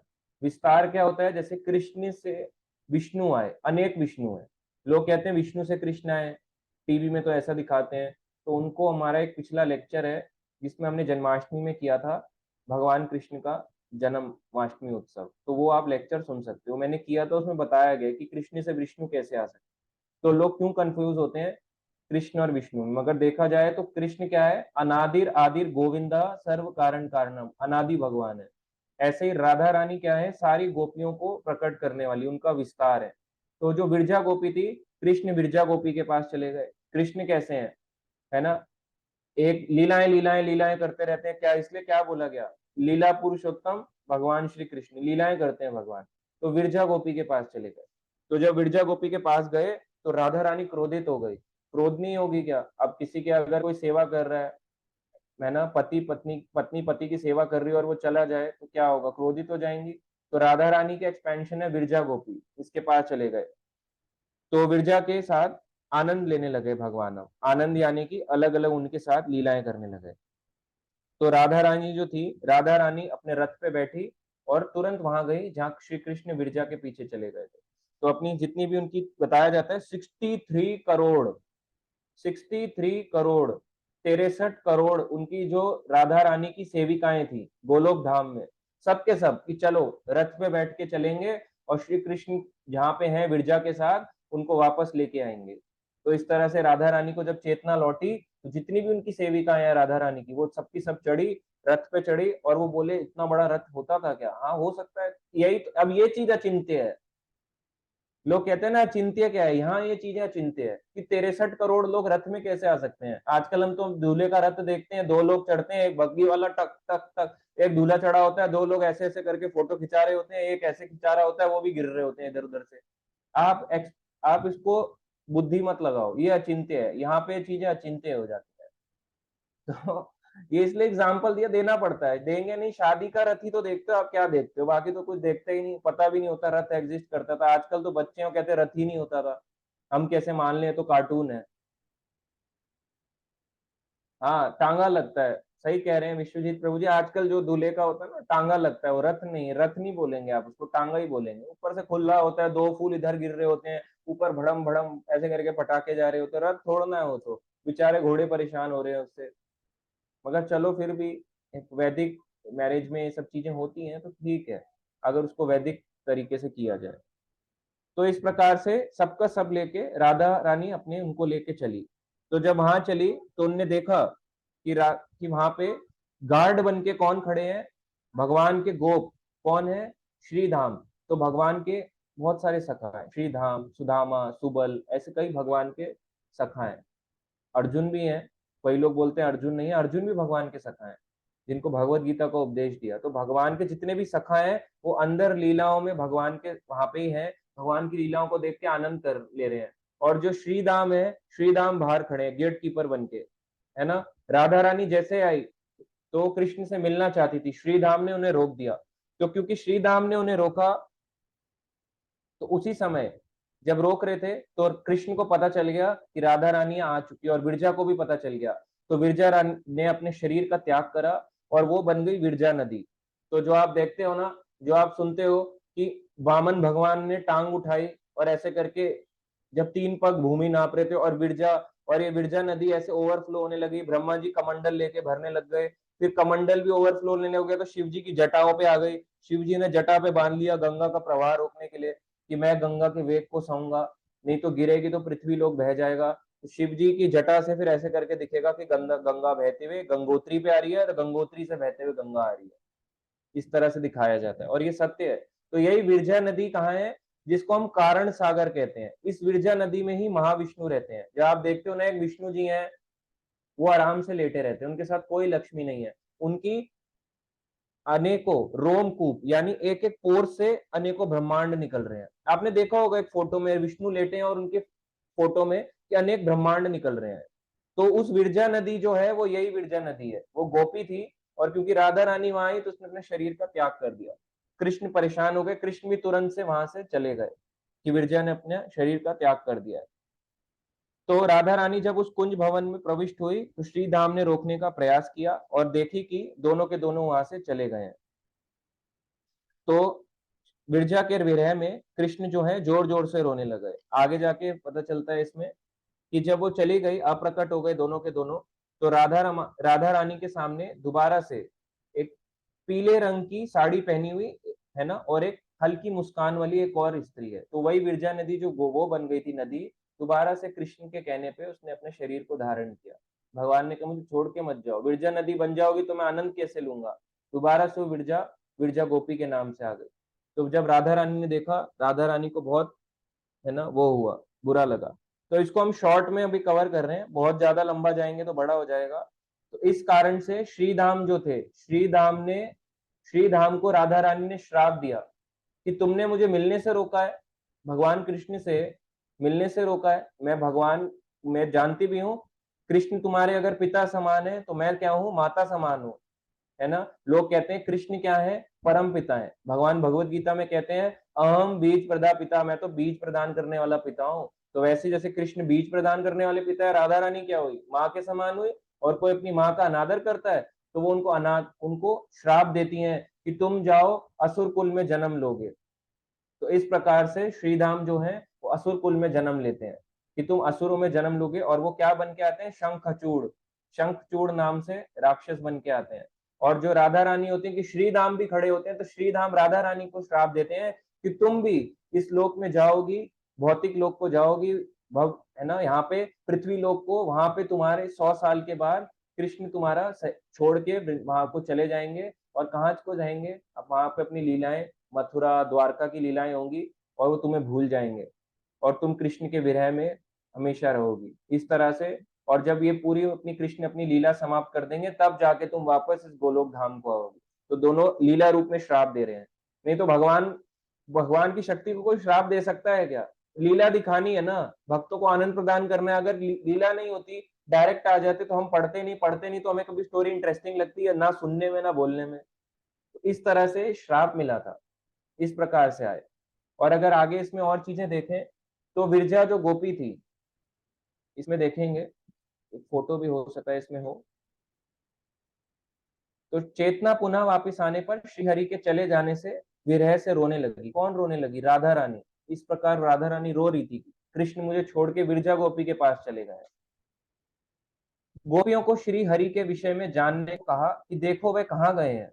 राधा रानी ने गोपियों को कहा कि जाओ ढूंढो मेरे कृष्ण कहाँ है। जितनी भी उनकी गोपियां, ललिता, विशाखा, तुंग विद्या, इंदुलेखा, अष्ट सखियां जो हैं, और जितनी भी उनकी साथ की गोपियां हैं, सारी सखियों को बोला ढूंढो। गोपियां यह देखती हैं कि श्री कृष्ण विरजा से अपनी सेवा पा रहे हैं और वे किस प्रकार से उनके कमल चरणों में पुष्प प्रदान कर रही हैं। वो देखते हैं कि ये तो विरजा नदी जो है इतनी सुंदर है और कृष्ण उनके साथ आनंद ले रहे हैं, उनसे सेवा ले रहे हैं, हमें सेवा का मौका नहीं दे रहे हैं। तो ये भक्त का लक्षण होता है। वो दूसरे भक्त को देखता है कि वो सेवा कर रहा है तो मैं क्यों नहीं कर पा रहा, वो चिढ़ता नहीं है। विरजा कृष्ण की एक शक्ति का रूप थी जिससे विरजा नदी के नाम से जाना जाता है, और जब चाहे श्री हरि उनसे वह आनंद प्राप्त करते हैं। तो विरजा नदी एक गोपी थी, तो विरजा गोपी राधा रानी का एक्सपेंशन थी। कृष्ण सभी गोपियों के साथ आनंद विहार लीलाएं करते थे, वैसे ही विरजा के साथ भी करते हैं। तो अभी हम थोड़ा इसको ले रहे हैं आगे आगे करके। तो जब इस तरह से श्री धाम को राधा रानी के रोकने से उनके प्रति कटु वचन बोलने पर श्री धाम ने राधा रानी को श्राप दिया। तो पहले राधा रानी ने दिया कि तुमने मुझे रोका, तो राधा रानी ने क्या श्राप दिया कि जाओ असुर कुल में जन्मोगे, तुम राक्षस प्रवृत्ति के हो गए। तो ये शंखचूड़ नाम के राक्षस बने, 500 साल तक के लिए जीवित रहे और फिर भगवान का वध करने पे वापस ही आए। जैसे जय विजय थे, भगवान के क्या थे, गेट कीपर। जब वो चतुर कुमार को रोकते हैं, वो कहते हैं हमें विष्णु से मिलने दो, हमें भगवान के दर्शन करने आए हैं। तो उसी समय उनको रोका जाता है जय विजय कि तुम नहीं जा सकते हो। और वो उनको क्या बोलते हैं कि तुम मूर्ख हो, भक्तों को रोकते नहीं है भगवान के दर्शन से, जाओ जाओ और जाके असुर कुल में जन्म लो। उसी समय भगवान खुद बाहर आते हैं, क्योंकि वो जानते थे और भगवान चाहते थे ये लीलाएं हो। भगवान विष्णु बाहर आते हैं और बोलते हैं कि आप उनको माफ कर दो। तो इस प्रकार से उनको माफ करते हैं और फिर जय विजय किस तरह से आते हैं, हिरण्याक्ष, हिरण्यकश्यप, और दूसरी बार आते हैं रावण, कुंभकर्ण, तीसरी बार शिशुपाल, दंतवक्र। तो इस प्रकार से वो राक्षस बन के आते हैं, असुर कुल में जन्म लेते हैं। ऐसे ही जो ये थे श्रीधाम, ये शंखचूड़ नाम के राक्षस बन के आए, और श्रीधाम ने भी राधा रानी को श्राप दिया कि तुम कृष्ण के विरह में रहोगी हमेशा। तो इसलिए अब कई लोग कहते हैं कि ये तो बुरा हुआ, मगर देखा जाए तो इसके पीछे लीला थी। विरह भाव जो बताया गया, तो सबसे ऊंचा भाव है, मोड ऑफ सेपरेशन, जो राधा रानी का भाव है। जैसे चैतन्य महाप्रभु और जगन्नाथ जी हैं, है ना, तो आपने देखा होगा कई लीलाओं में या फोटो में देखा होगा, जब जगन्नाथ जी का रथ चलता था तो महाप्रभु ऐसे करके रोते थे, गिर जाते थे महाप्रभु जगन्नाथ के मंदिर में। चैतन्य महाप्रभु की वृंदावन लीलाएं उतनी नहीं है जितनी उनकी जगन्नाथपुरी में है, क्योंकि 18 साल चैतन्य महाप्रभु वृंदावन में ही रहे हैं। 48 ईयर्स चैतन्य महाप्रभु की लीलाएं चली हैं। आज से 500 साल पहले 48 ईयर्स तक चैतन्य महाप्रभु रहे, 18 साल वो जगन्नाथपुरी में रहे हैं संन्यास धारण करके, और इस प्रकार से उनकी लीलाएं वहां हुई हैं। तो 18 साल बहुत होते हैं, इसका मतलब जगन्नाथपुरी में बहुत लीलाएं, इसलिए कृष्ण राधा रानी के विरह में जगन्नाथ जी के रूप में रहते हैं, और महाप्रभु क्या है, कृष्ण राधा रानी का भाव लेते हैं। तो राधा रानी का भाव कैसा है, वो कृष्ण के लिए रो रही है और कृष्ण राधा रानी के लिए रो रहे हैं। इस प्रकार से विरह भाव को सबसे ऊंचा भाव बताया गया, जिसे बताया गया विप्र लंब भाव, मोड ऑफ सेपरेशन। तो इस प्रकार से श्राप मिला दोनों को। इस प्रकार से राधा रानी को गोलोक में श्रीधाम का श्राप मिला ताकि वो धरती पे आ सके, अगर नहीं आती तो कृपा कैसे बरसाएंगे। अब है राधा रानी का धरती पर प्राकट्य है। अभी हमने पढ़ा कि गोलोक में कैसे प्रकट हुई, फिर हमने पढ़ा अभी जाना कि श्रीधाम का श्राप मिला राधा रानी को। अब हम पढ़ेंगे कि अब धरती में कैसे उनका अवतरण हुआ। तो हम बहुत ज्यादा इसको डिटेल में ना लेके कुछ कथा छोटी इसको लेंगे कि कैसे आई। तो एक देवी हैं जिन्हें कहा जाता है पौर्णमासी। पौर्णमासी भगवान की समस्त लीलाओं और व्यवस्थाओं का प्रबंध करती हैं, तो ये पौर्णमासी है। पौर्णमासी क्या कहलाती है, योग माया। तो जितनी भी भगवान और राधा रानी और कृष्ण की लीलाएं हैं उनका अरेंजमेंट कराना, जैसे आज अगर कोई कथा हो रही है तो उसका पीछे कोई ना कोई तो अरेंजमेंट कर रहा है ना, तभी तो हो पा रही है। ये जूम चल रहा है किसी की वजह से तो चल रहा है ना। तो इस तरह से जो भी अरेंजमेंट कर रहा है, या मान लो पीडीएफ बना रहा है या कोई नोट्स दे रहा है, तो पौर्णमासी। तो पौर्णमासी जो है भगवान राधा कृष्ण की लीलाओं को व्यवस्थाएं करती हैं, अरेंजमेंट करती हैं। तो पौर्णमासी योग माया कहलाती है, और इन्हीं योग माया का विस्तार कहलाता है महामाया, जिसे दुर्गा देवी कहते हैं। पौर्णमासी का मंदिर भी है वृंदावन में, मगर वहां जाके लोग ये इच्छाएं नहीं मांगते कि मुझे धन दे दो, ये दे दो। वहां पे ये मांगते कि हे योग माया शक्ति, अपना आवरण, अपना कवरिंग हटा लो ताकि हम भगवान के दर्शन कर सकें। तो जिससे वह माता रोहिणी की राधा रानी के प्राकट्य लीला का वर्णन कर रही है।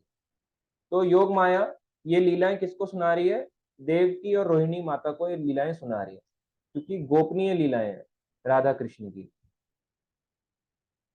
तो यहाँ पे बताते हैं ये वाली जो लीलाएं हैं भगवान के अलग अलग कल्प की हैं। तो एक बार दो पर्वत थे, है ना, उनका नाम था, एक का नाम था विंध्य पर्वत और एक थे हिमालय पर्वत। तो हिमालय पर्वत की पुत्री का नाम था उमा। उमा से किसका विवाह हुआ, शिव जी का। शिव जी देखो कैसे हैं, मृग छाल पहने में है, उमा कैसी है, सुंदरी है ना, मगर शिव जी को फिर भी स्वीकार कर रहे हैं, क्योंकि शिव जी का बताया गया वैष्णवा नाम यथा शंभु। बड़े बड़े लोग, बड़ी बड़ी स्त्रियां आज के समय में शिव जी का व्रत करती हैं ताकि हमें इस तरह का पति मिल जाए, और जब मिल जाए तो रोती हैं कि मुझे क्या मिल गया, है ना, ये तो बिल्कुल ध्यान ही नहीं देता मुझ पर। ऐसे शिव जी भी ध्यान नहीं देते अपनी पत्नी पे, ज्यादा आसक्ति नहीं, काम आसक्तियां नहीं रखते शिव जी। बैठ के भजन करते हैं, चौबीसों घंटे आप देखोगे मेडिटेशन पोज में भजन करते हैं। तो शिव जी की जो वाइफ है वो कहलाई उमा। तो ये कथा चल रही है इस प्रकार से, उमा पार्वती हैं। तो पार्वती का विवाह हुआ तो विंध्य पर्वत जो थे वो हिमालय पर्वत से जेलस करने लगे, इनकी देवी देखो, इतने बड़े इनको दामाद मिल गए और हमारे दामाद, हमारा क्या होगा। तो इस प्रकार से विंध्य पर्वत भी उनसे ईर्ष्या करने लगे हिमालय पर्वत से। तो यहाँ पे बताया गया है कि वो ब्रह्मा जी से तपस्या करने लगे। कौन, विंध्य पर्वत। अब लोग बोले पर्वत कैसे पूजा कर सकता है, पर्वत भी कर सकता है। कई जगहों पे बताया गया रामायण में, जब रामायण का काल था त्रेता युग, पर्वत उड़ते थे। सतयुग त्रेता युग में पर्वत उड़ के आते थे, मगर बाद में उन्हें श्राप मिला तो वो पर्वत स्टेल हो गए। कि वो उड़ नहीं सकते। नहीं तो पर्वत पहले इधर से उधर जा सकते थे। सोचो इतना बड़ा पहाड़ जा रहा है उड़ के, तो पहले ऐसे होता था। मगर शक्तिशाली है ना भगवान, अब देखो देवी देवताएं शक्तिशाली हैं, इसलिए इनको शक्तिशाली बोला गया ना। अब विंध्य पर्वत जलस करते हैं, तो विंध्य पर्वत किसके पास से जाते हैं? ब्रह्मा जी की आराधना करते हैं। तो ब्रह्मा जी आते हैं, ब्रह्मा जी जल्दी प्रसन्न हो जाते हैं। तो ब्रह्मा जी आए, वरदान उनको दिया, है ना। तो उन्होंने बोला कि मैं चाहता हूं कि जो मेरा दामाद बने, कौन कह रहा है? विंध्य पर्वत कह रहे हैं कि मेरा जो दामाद बने वो हिमालय पर्वत की जो पुत्री है, उस हिमालय का जो दामाद है उससे भी अच्छा बने और उसको परास्त कर सके। शिव जी को कोई परास्त नहीं कर सकता था, ब्रह्मा जी जानते थे। शिव जी बहुत शक्तिशाली हैं। शिव जी जब डांस करते हैं तो ब्रह्मांड नष्ट हो जाता है, जब वो तांडव करते हैं। और इस प्रकार से उनको पता चला कि कोई उनको परास्त नहीं कर सकता, केवल भगवान ही शिव जी को परास्त कर सकते हैं। तो इस प्रकार से ब्रह्मा जी को ये ज्ञात हुआ।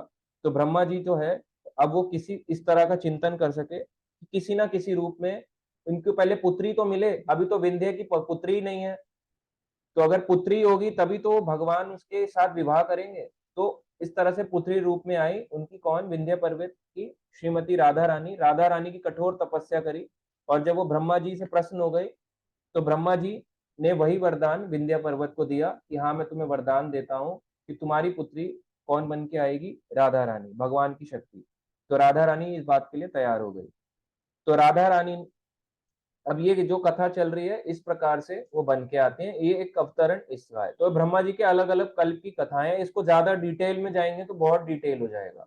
तो इस प्रकार से ये लीलाएं आगे चली।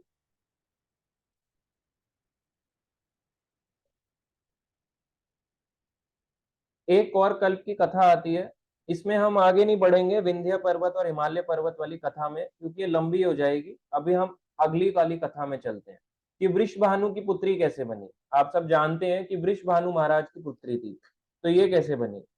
तो अलग अलग कल्प की कथाएं। कल्प भेद हरि चरित सुहाए, भांति अनेक मुनि संगाए।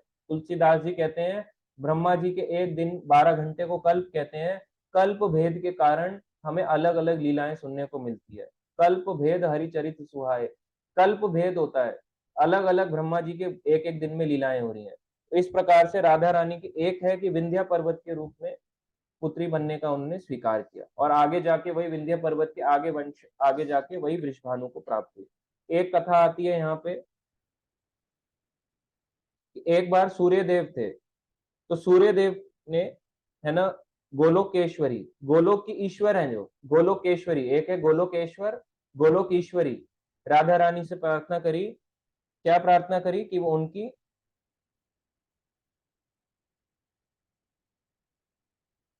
पुत्री रूप में आए, है ना, उनको पुत्र रूप में पाना चाहा। जैसे देवकी और वसुदेव ने प्रार्थना करी थी कि भगवान साक्षात हमारे पुत्र बन के आए, वैसे एक बारी गोलोकेश्वरी की से प्रार्थना करी किसने? सूर्य देव ने। तो सूर्य देव जब प्रार्थना करते हैं तो पृथ्वी पर एक जगह है गोकुल महावन। हमने एक बारी लास्ट क्लास में डिस्कस किया था कि कहाँ पे जैसे 12 ब्रजमंडल है, 84 कोस, 252 किलोमीटर का, उसमें एक जगह है महावन। महावन में एक गांव है रावल गांव।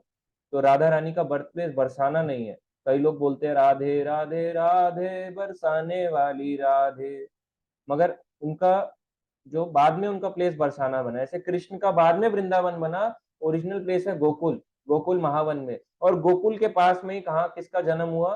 राधा रानी का, रावल गांव में। तो दोनों का जन्म कहाँ हुआ? महावन में। इसलिए महावन बहुत अद्भुत है, जहाँ कृष्ण का जन्म और राधा रानी का भी जन्म हुआ। कृष्ण का जन्म मथुरा में भी हुआ, जेल में वसुदेव कृष्ण कहलाए, और जो गोकुल में हुआ वो वृंदावन कृष्ण कहलाए। दो कृष्ण का जन्म हुआ। ऐसी राधा रानी का जन्म हुआ रावल गांव में, जो गोकुल के पास ही आता है। तो रावल में इनका जन्म हुआ। तो सूर्य देव ने जब प्रार्थना करी, राधा रानी तैयार हो गई। तो वहां पे उसी में महाभानु नाम के एक राजा रहते थे, और उनके 5 पुत्र थे। अब ये महाभानु जो है, महाभानु सूर्य देव से अभिन्न है, वही महाभानु के रूप में आए, सूर्य देव का अंश रूप महाभानु के रूप में आया। तो महाभानु के 5 पुत्र थे। क्या नाम था? चंद्रभानु, रत्नभानु, वृषभानु, सुभानु, प्रतिभानु। तो वृषभानु महाराज जो थे, इनके 5 भाई थे, चंद्रभानु, रत्नभानु, वृषभानु, सुभानु और प्रतिभानु। थोड़ा डिटेल जा रहा है, ज्यादा ना लेके हम इसको कट शॉर्ट करेंगे, नहीं तो समझ नहीं आएगा क्या था। तो वृषभानु महाराज की बाद में पुत्री बनी। तो जो वृषभानु महाराज थे, इनको मैं वहां का राजा बनाया गया। जब ये राजा बने, क्योंकि पांचों भाइयों में यही राजा बने, तो उस समय एक और ऐश्वर्यशाली गोप निवास कर रहे थे जिनका नाम विंदु था। एक और गोप थे, यानी वहां के गौचारण करने वाले, गायों को पालने वाले गोप, विंदु नाम था। उनकी पत्नी का नाम था मुखरा।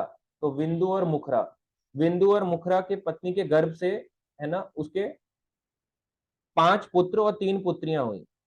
5 पुत्रों का नाम था भद्रकीर्ति, चंद्रकीर्ति, महाकीर्ति, महाबल और श्रीदाम। अब देखो यहाँ पर श्रीदाम है। और पुत्रियों का नाम हुआ भानुमुद्रा, कीर्तिमती और कीर्तिदा।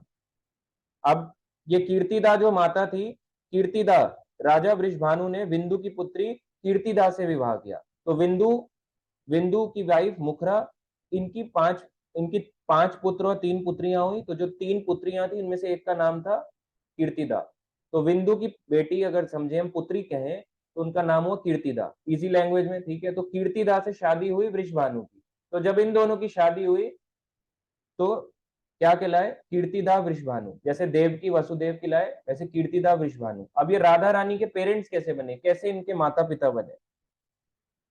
तो एक बार इनको अपनी, है ना, कीर्तिदा ने अपने पति को कात्यायनी देवी की आराधना की सलाह दी। किसका? कि कात्यायनी की आराधना करो।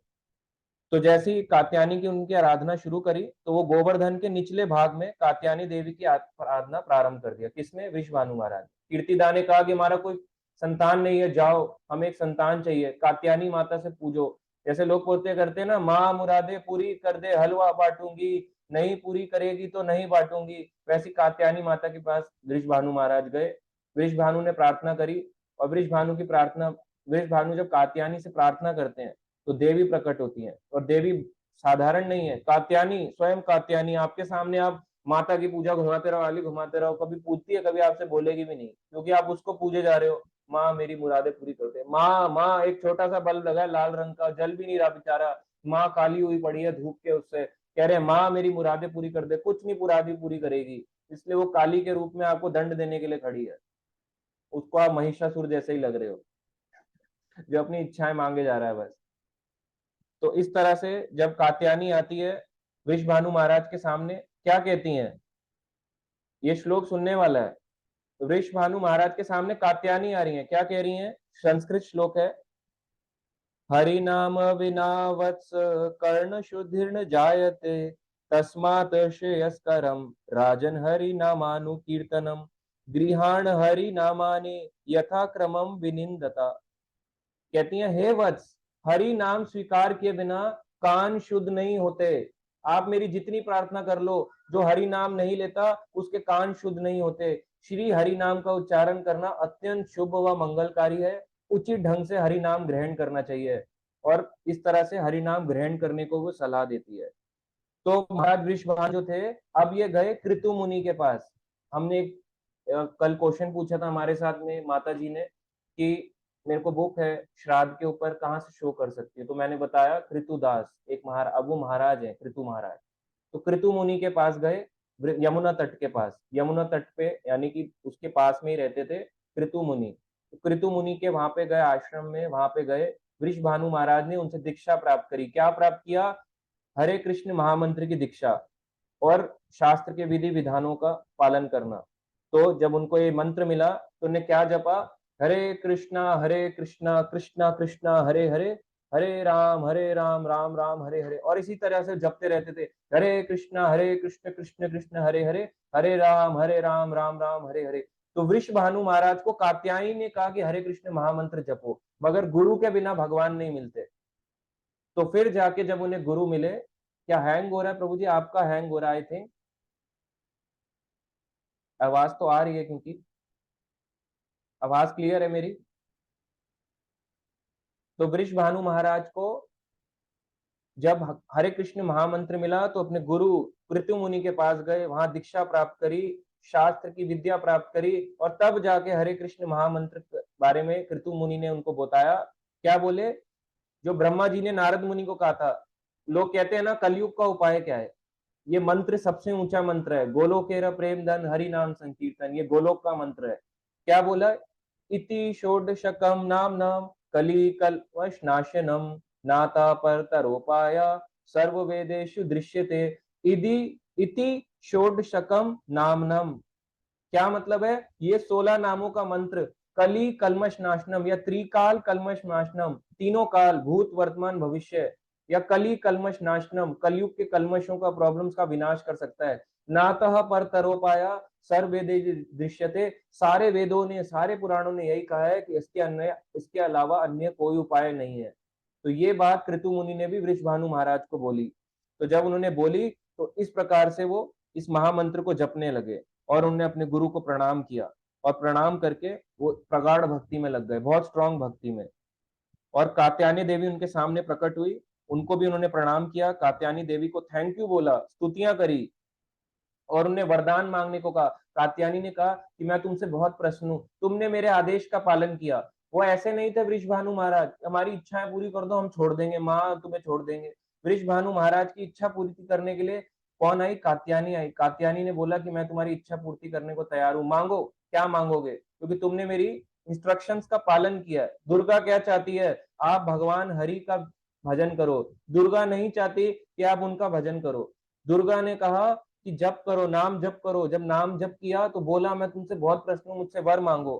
कह रहे वैसे मेरे कोई इच्छा नहीं है, आपके दर्शन मात्र से मेरी सारी इच्छाएं पूरी हो गई हैं, मगर फिर भी हे देवी आप मुझ पर प्रसन्न है ना, कोई वरदान देना चाहती हैं तो मैं अन्य और वरदानों की क्या बात करूं, आप मेरे हृदय की सारी इच्छाओं को जानती हैं, है ना, मेरी हृदय की सारी इच्छाओं को जानती हैं।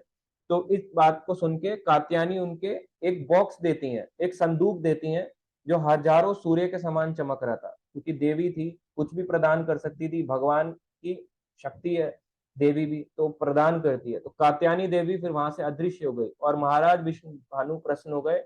और जब वो घर आए तो उन्हें हरि नाम करते करते फल स्वरूप किसको पाया? श्रीमती राधा रानी, श्रीमती राधा रानी की जय। तो श्रीमती राधा रानी को उन्होंने जब पाया उस समय प्रीतिदा उनकी माता और वृषभानु उनके उनके वृषभानु उनके पिता, उनकी जो तपस्या थी, उनकी जो आराधना थी, तब जाके राधा रानी प्रकट हुई। तो इससे पता चलता है कैसे रंग की थी राधा रानी। तप्त कांचन गौरांगी राधे वृंदावनेश्वरी वृषभानु सुते देवी प्रणमामि हरिप्रिय। तप्त कांचन गौरांगी, पिचिले सोने के समान राधे वृंदावनेश्वरी, वृंदावनेश्वरी कहलाती है, वृंदावन की भी ईश्वर है ना। वृषभानु सुते देवी, वृषभानु की पुत्री है, प्रणमामि हरिप्रिय, मैं उनको बार बार प्रणाम करता हूँ, ऐसी राधा रानी को इसलिए बोला गया। देखो राधा रानी के प्रणाम मंत्र में भी वृषभानु आ गए। तो भगवान अपने से ज्यादा अपने भक्तों को आनंद प्रदान करते हैं, जबकि वृषभानु का नाम पहले कोई नहीं जानता था, मगर राधा रानी भगवान चाहते हैं तो अपने भक्तों का नाम का गुणगान कर सकते हैं। प्रणाम मंत्र में नहीं तो वृषभानु महाराज आना ही नहीं चाहिए था, है ना, मगर फिर भी राधा रानी और कृपालु है, इससे ही पता चलता है।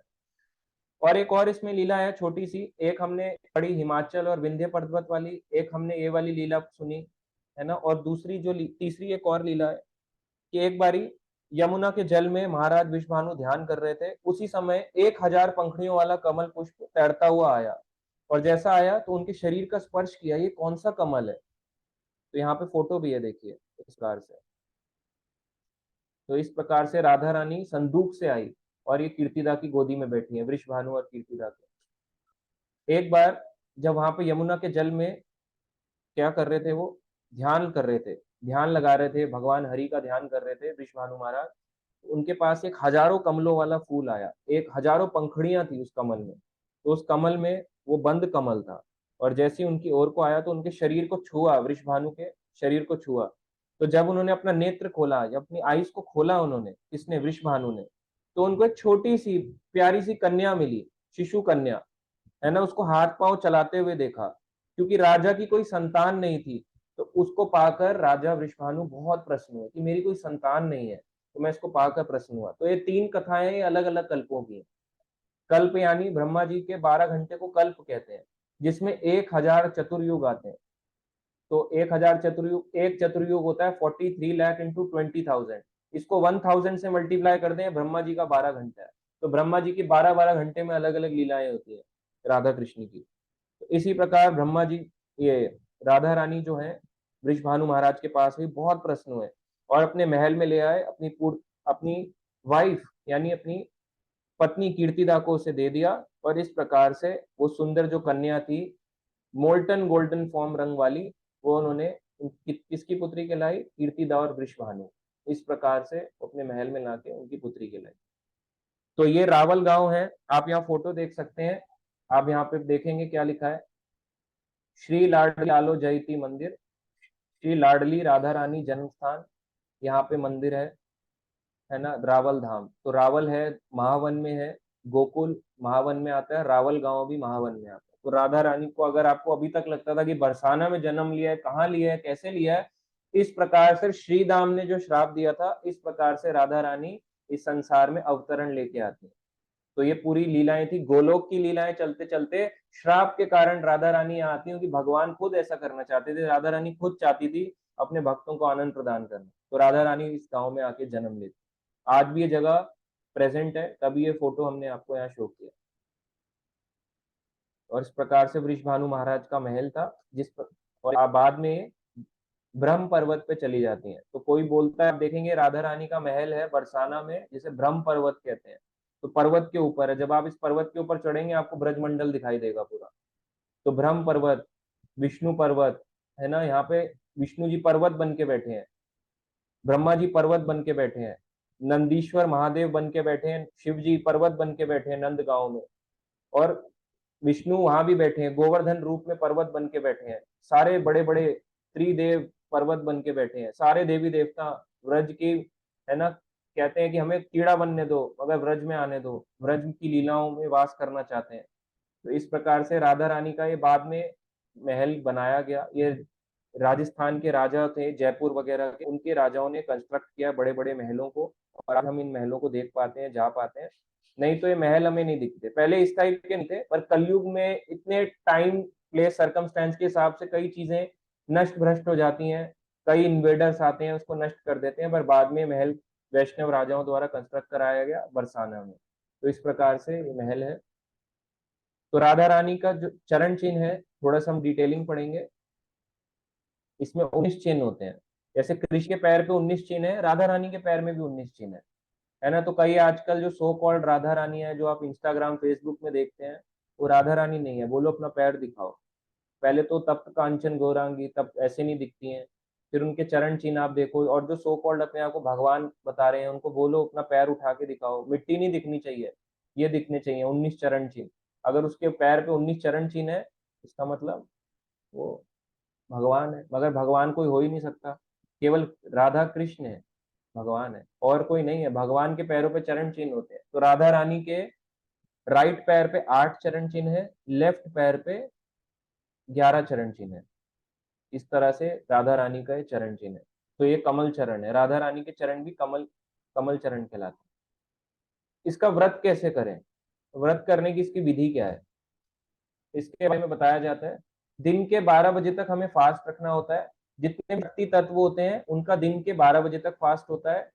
कृष्ण, विष्णु, बलराम जयंती, रामनवमी और नरसिंह चतुर्दशी, और इसके अलावा आप नित्यानंद त्रयोदशी, गौर पूर्णिमा, ये फुल डे फास्टिंग होता है, लाइक एकादशी।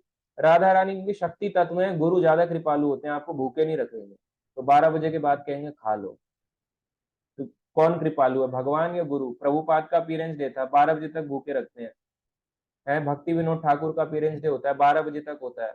भक्ति सिद्धांत महाराज का अपीयरेंस डिसअपीयरेंस होता है, 12 बजे तक होता है। इसलिए पता चलता है कि गुरु ज्यादा कृपालु है। ऐसी राधा रानी 12 बजे तक, सीता सीता महारानी 12 बजे तक। तो गुरु रूप में ज्यादा कृपालु है, इसलिए ज्यादा कृपालु है। ये तत्व को समझना जरूरी है। केवल ये थोड़ा ना राधे राधे राधे बरसाने वाली राधे, कृपा बरसा दे मेरी राधे राधे, उससे कुछ नहीं होगा।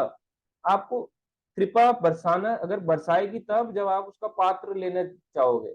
तो राधा रानी विचार नहीं करती, पात्र हो अपात्र हो, चाहे आप उस लायक हो या ना हो, राधा रानी सबको कृपा करती है। अपना हाथ आगे बढ़ा के मंदिर जाओ, देखना चाहिए राधा रानी का अभिषेक होना। राधा रानी का इस दिन 12 बजे तक फास्ट होता है। निर्जल रह के करें, जल पे करें, या फ्रूट्स रख लेके करें, अगर ज्यादा तबीयत खराब है, दवाई लेनी है, इस तरह से कर सकते। तो बहुत छोटा फास्ट है, 12 बजे तक दिन के, हर किसी को करना चाहिए। अगर कोई कृष्ण का अभी पढ़ा हमने, क्या पढ़ा था हमने भजन में? इसमें एक लाइन आई थी ना भजन की,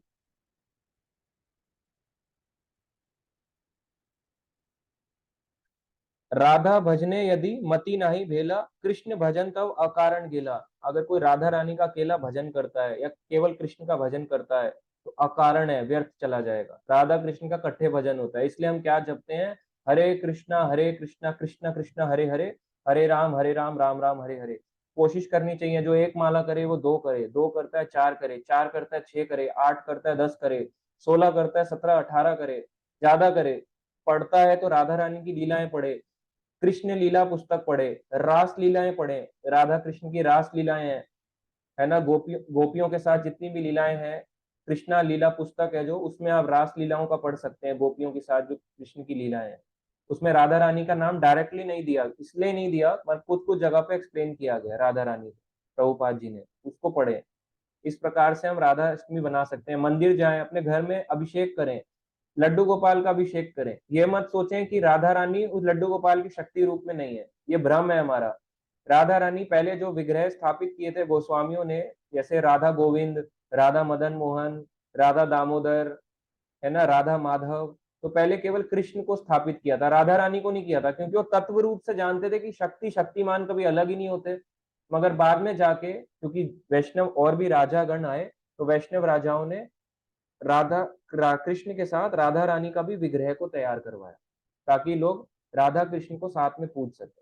नहीं तो पहले केवल कृष्ण कृष्ण होते थे, और इस रात को लोग जानते थे से राधा रमन है, छोटे से हैं, आपने देखा होगा, गूगल पे मारना, 1 फीट के हैं, अकेले हैं, उनके साथ राधा रानी नहीं दिखेगी आपको, छोटी सी दिखेगी, बाल रूप में साथ में रखा हुआ है। मगर देखा जाए तो पहले ऐसे ही रखते थे। राधा रानी को बाद में स्टैब्लिश किया गया, चाहे आप बांके बिहारी लें, चाहे आप राधा वल्लभ लें, चाहे आप राधा गोविंद हो, राधा मदन मोहन हो, राधा दामोदर हो, सबके साथ बाद में राधा रानी का विग्रह बनाया गया, लोगों को समझाने के लिए। नहीं तो पहले यही था कि राधा रानी हमेशा से एग्जिस्ट करती है, इसलिए लोगों ने राधा रानी का तत्व ही खत्म कर दिया था। मगर ऐसे आचार्य जो आए, भक्त है ना, षड गोस्वामी, भक्ति विनोद ठाकुर, स्पेशली श्रीला प्रभुपाद जी, उन्होंने ओपन कर दिया, Radha Rani always exist, Radha Rani is always present, Radha Rani is most merciful. तो इस तरह से राधा रानी के बारे में बताया गया। तो हमें फास्ट करना चाहिए, बहुत सारी चीजें जो बताई वो करनी चाहिए। ये वैष्णव पदावली का भजन है, ये गाना चाहिए, राधा रानी की भजन है, जया राधा माधव भजन गा सकते हैं। कुछ नहीं आता तो हरे कृष्ण का कीर्तन करें। हरे कृष्ण महामंत्र में जो हरे का मतलब है राधा रानी, राधे कृष्ण कृष्ण कृष्ण राधे राधे, हरे कृष्ण कृष्ण कृष्ण हरे हरे, और हरे राम यानी हरे यानी राधा, राम का मतलब फिर राधा माधव। तो राधा रानी ज्यादा बार आ रही है हरे कृष्ण महामंत्र में, राधा रानी प्रधान है। कृष्ण अपना रूप बदल देते हैं, कभी कृष्ण में कभी राम में, मगर राधा रानी हरे ही रहती हैं, उसी शक्ति के रूप में रहती हैं। इसलिए हम रिस्पेक्टफुल वे में हरे कृष्ण बुलाते हैं। और भगवान कृष्ण खुद स्वयं चैतन्य महाप्रभु रूप में कहते हैं कि हरे नाम एव केवलम, कलौ नास्ते एव नास्तेव नास्तेव गतिर अन्यथा। कलयुग में और कोई गति नहीं है, नहीं है, नहीं है। सतयुग में ये मंत्र था, त्रेता युग में ये मंत्र था, द्वापर युग में वृष भानु महाराज ने जब जपा तो अब राधा रानी उन्हें प्राप्त हुई। ऐसी कलयुग में ये मंत्र फ्री में बांटा जा रहा है, ये पहले भी था मगर अब फ्री में बांटा जा रहा है। जैसे एग्जाम्पल के लिए, पहले कोरोना वायरस आया, बूस्टर डोज क्या पहले ही बना के दे दी? नहीं। ऐसे ही जैसे पहले वैक्सीन लगती थी, पोलियो होता था लोगों को, है ना, कई लोग पोलियो से परेशान होते थे, तो पोलियो क्या, उनको पहले दिन से ये वैक्सीन देती थी, हार्ड या बूस्टर डोज देती थी। पहले बोला पीसीएम ले लो, दवाई ले लो, फिर उसके बाद क्या बोला, अच्छा ये नहीं हो रहा, फर्स्ट डोज लगा लो, फिर सेकंड डोज लगा लो, फिर जब सबसे खराब टाइम आया तो क्या बोला, बूस्टर भी लगा हुआ, अभी भी बीमारी रुक नहीं रही है। ऐसी जब कलयुग आया तो कलयुग के लोग ना तो पीसीएम से रुकने वाले हैं, ना फर्स्ट डोज से, ना सेकंड डोज से, इसलिए जो सबसे स्ट्रॉन्गेस्ट डोज थी बूस्टर डोज, वो कलयुग के लोगों को दी गई, हरे कृष्ण महामंत्र। और चैतन्य महाप्रभु सबको बांट दिया, जपो, कहीं भी जपो, चाहे आप घर में जपो, बाहर जपो, टॉयलेट में नाम लो, जहां जाओ भगवान का नाम आपके मुंह पे तांडव करना चाहिए, नृत्य करने चाहिए भगवान आपकी जीभ पे। हरे कृष्ण महामंत्र जपो, हरे कृष्ण महामंत्र बहुत इंपॉर्टेंट है, ये हमारा हथियार है, इसके बिना आपकी भक्ति अधूरी है। भक्ति अगर कलयुग में किसी को करनी है तो हरे कृष्ण महामंत्र का जप अवश्य करे, छोड़ना नहीं है। अगर आप छोड़ दिए तो इसका मतलब आपकी डायरेक्शन सही नहीं है, आप गड़बड़ कर रहे हैं। भगवान उनका नाम ले रहे हैं, वृषभानु उनके पुत्र, पिता उनका नाम ले रहे हैं, आप क्यों राधे राधे जप रहे हो? वृषभानु ने पुत्री प्राप्त करी कात्यायनी देवी के कहने पे हरे कृष्ण महामंत्र जप के, मैं तो राधे राधे जपूंगा। वृंदावन के महाराज जी ने, संत जी ने कहा है। अरे वो पढ़ते ही नहीं है, आपको क्या पता सब पढ़ रहे हैं, आप भ्रमित हो जाओगे। तो नहीं पढ़ो, मत जाओ, मत सुनो, डिलीट कर दो वो अकाउंट, रिपोर्ट मार दो, मगर हरे कृष्ण महामंत्र जपो, बहुत जरूरी है। ठीक है, तो अभी हम क्वेश्चंस लेंगे आज की क्लास का। तो कुछ पहले चैट बॉक्स में उनके क्वेश्चंस को ले लेते हैं एक बारी देख के, ताकि वो लेफ्ट ना हो जाए।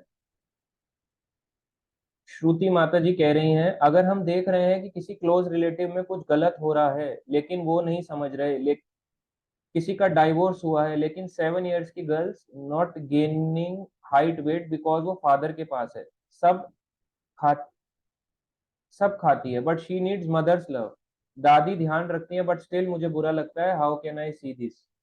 हाँ, तो इस तरह से हमें देखना चाहिए कि अगर किसी के पेरेंट्स उसकी ध्यान नहीं रख रहे हैं, इसका मतलब उनके फादर अपनी बेटी से प्यार नहीं करते, वो दंड देने के लिए अपने पास लेके आए हैं। बाकी आप उनको मंदिर लाओ, अब उनके फादर तो उन्हें खिलाएंगे नहीं, मदरली लव उन्हें मिल नहीं रहा, तो कम से कम डिवोटी लव मिल जाए। अगर कोशिश करो, अगर आ सके, हम तो तैयार है, पर समझाने के लिए वो कितना पॉसिबल है तो उनको इस तरह से ला सकते। नहीं तो अपने आप तो हमें भी नहीं जान पाएंगे क्या क्या केस है। और क्वेश्चन देखते हैं यहाँ पे।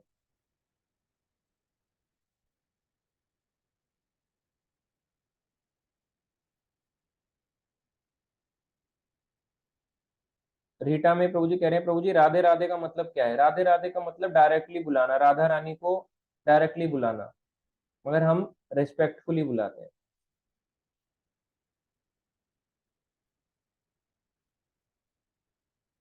और इसमें क्वेश्चन देखते हैं।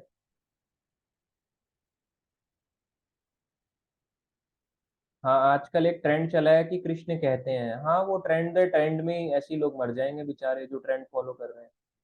पिछ पिछले वाला स्लाइड एक बार दिखाओ प्रभु जी। कौन से वाला स्लाइड प्रभु जी? वो भी रथ नहीं टांगा लगता है। और इसमें देखते हैं।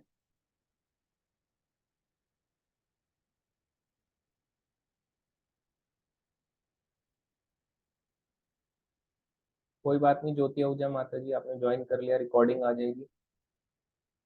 तो क्योंकि, हाँ ये बात सच है, यहाँ पे लिख रहे हैं क्योंकि रावल में असुरों लोग परेशान करने लगे थे, जैसे कृष्ण गोकुल से वृंदावन चले गए, वैसे ही बाद में रावल से ये लोग बरसाना चले गए, जो वृष भानु महाराज थे।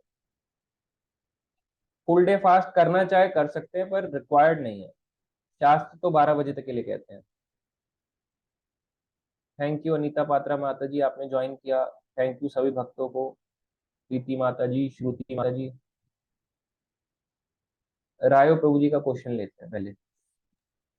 हाँ जी प्रभु जी, आपने काफी अच्छा सेशन बताया, इन्फॉर्मेटिव। लेकिन मैं जानना चाहता था कि ये बुक का नाम क्या है जिसमें से आप पढ़ रहे थे वैसे। हाँ, ये बुक है श्रीमती राधा रानी हिज होलीनेस भक्ति पुरुषोत्तम स्वामी महाराज जी की। अच्छा, तो ये हर इस्कॉन में अवेलेबल होगी ना वैसे। हाँ, ये हर इस्कॉन में अवेलेबल है, पढ़ सकते हैं। कम से कम अच्छा ही है, इधर उधर ना जाके वैलिड बुक पढ़ेंगे, क्योंकि बहुत रेफरेंसेस हैं इसमें पुराणों वगैरह इन सब चीजों के। जी जी। और मैं एक चीज और पूछना चाहूंगा कि ये जो आपने बताया कि श्री दामा को जो श्राप मिला था, शंखचूड़ बन गए थे, तो यही बात में तुलसी महारानी से इनका भी विवाह हुआ था ना। हाँ, अब वो अलग लीला है, उसमें इतनी डिटेलिंग में जाएंगे तो पता अच्छा नहीं अच्छा। कितना ही टाइम लग जाएगा। जी जी हाँ, प्रभु पर जी। शंखचूड़ यही बने थे। जी जी, यही प्रश्न था। हरे कृष्ण। हरे कृष्णा। केतन सिंह प्रभु जी। हरे कृष्णा प्रभु जी। हाँ जी प्रभु जी। अच्छा प्रभु जी, मेरा है ना, जैसे ये क्वेश्चन था, आपने राधा रानी जी के रिलेटेड बात की। ठीक है, मेरा जो है ना कृष्ण जी के जो साथ अटैचमेंट है ना काफी ज्यादा है। हाँ। ठीक है। और ऐसा नहीं है, मैं जो हूँ, मैं जब भी कहीं जाता हूँ या तो अपने घर पे भी जो मेरे पास विग्रह है, तो राधा रानी जी और कृष्ण जी दोनों की ही है, सेवा मैं दोनों की ही करता हूँ। ठीक है, पर मेरा जो लगाव है वो ज्यादा कृष्ण जी से और राधा रानी जी से कम है। जैसे पर आपने जो लेक्चर में अभी डिफाइन किया कि जो राधा रानी जी है वही कृष्ण जी और कृष्ण जी ही राधा रानी जी है, तो मैं ये पूछना चाह रहा था कि मैं अपनी भक्ति जो है वो राधा रानी जी के प्रति भी कैसे डेवलप करूं कि मैं जैसे कृष्ण जी को लेकर अटैच हूँ वैसे ही राधा रानी जी को लेकर भी हो जाऊं। ये बहुत अच्छा क्वेश्चन है। इसको हम इस तरह से समझेंगे कि जो राधा रानी से अटैचमेंट बढ़ाने का मतलब है अपने गुरु से अटैचमेंट बढ़ाना।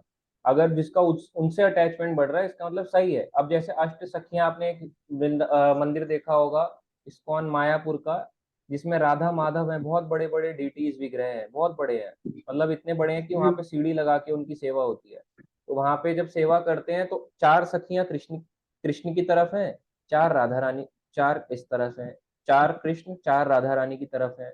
और वो देखती भी कैसे हैं, आप देखो ऐसे करके कोई हाथ में लिया है और ऐसे उनकी आईज इस तरफ को रहती, कृष्ण को देखती रहती हैं। हाँ जी, हाँ खड़ी जी, ऐसे हैं हाँ साइड जी, में मगर देख कृष्ण को रही है, इधर वाली हाँ है जी, वो राधा रानी को देख और कृष्ण को देख रही है। तो इस प्रकार से जी, उनकी भाव जो है वो एक चार कृष्ण के प्रति है, चार राधा रानी के प्रति है, तो गलत नहीं है अगर कोई कृष्ण का। मगर समझने की बात यह है कि गुरु के इंस्ट्रक्शंस को फॉलो करना जो प्रभुपाद जी ने हमें दिया है, इसको दृढ़ मान के चलना कि ये राइट है। डाउट नहीं करना है इस पे गलत है, प्रभुपाद जी लिख गए, बोलने की बात थी, कहने की बात थी, कह गए, ये नहीं सोच, इसका मतलब गड़बड़ है, उसकी अभी सोच में गड़बड़ है। हम्म। ठीक है प्रभु जी, और कोई ठीक है क्वेश्चन? प्रभु जी, हरे कृष्ण। हाँ प्रभु जी, मेरा एक क्वेश्चन ये था, बट वो इन इन सब चीजों से ना लेकर कुछ अलग क्वेश्चन था। हाँ पूछ लो, अगर पूछ सकते हो अच्छा, तो। हाँ प्रभु जी, मेरा ये क्वेश्चन था, जैसे 16 राउंड जो है ना, जो चैंटिंग होती है हरे कृष्ण महामंत्र, वो मैं पहले करता था जब मैं डिवोटी के संग में था। हाँ ठीक है, करता मैं अभी भी हूँ, बट वो ओकेजनली हो गया, कभी कहीं जा रहा हूँ ड्राइविंग करना हो या कभी ऐसे हो गया तो मैं करता हूँ। बट मैं चाहता हूँ, पहले मैं गीता के साथ ज्वाइन था जो कि इनडायरेक्टली और डायरेक्टली वे में इस्कॉन से ज्वाइनिंग थे। तो मैं ये चाहता हूँ कि आपके पास कोई ऐसा सेशन हो जिसमें 4 बजे भक्त लोग उठते हो, तो फिर मेरे को भी दोबारा उस चीज की आदत हो जाएगी जो मेरा बीच में ब्रेक हो गया। चैंटिंग, सुबह मॉर्निंग चैंटिंग करने की। हाँ जी, हाँ जी, कोई आपके पास डिवोटी का ग्रुप हो जो 4 बजे उठता हो, तो मैं फिर उनके साथ मर्ज होके दोबारा अपनी इस हैबिट को सुधार लूंगा।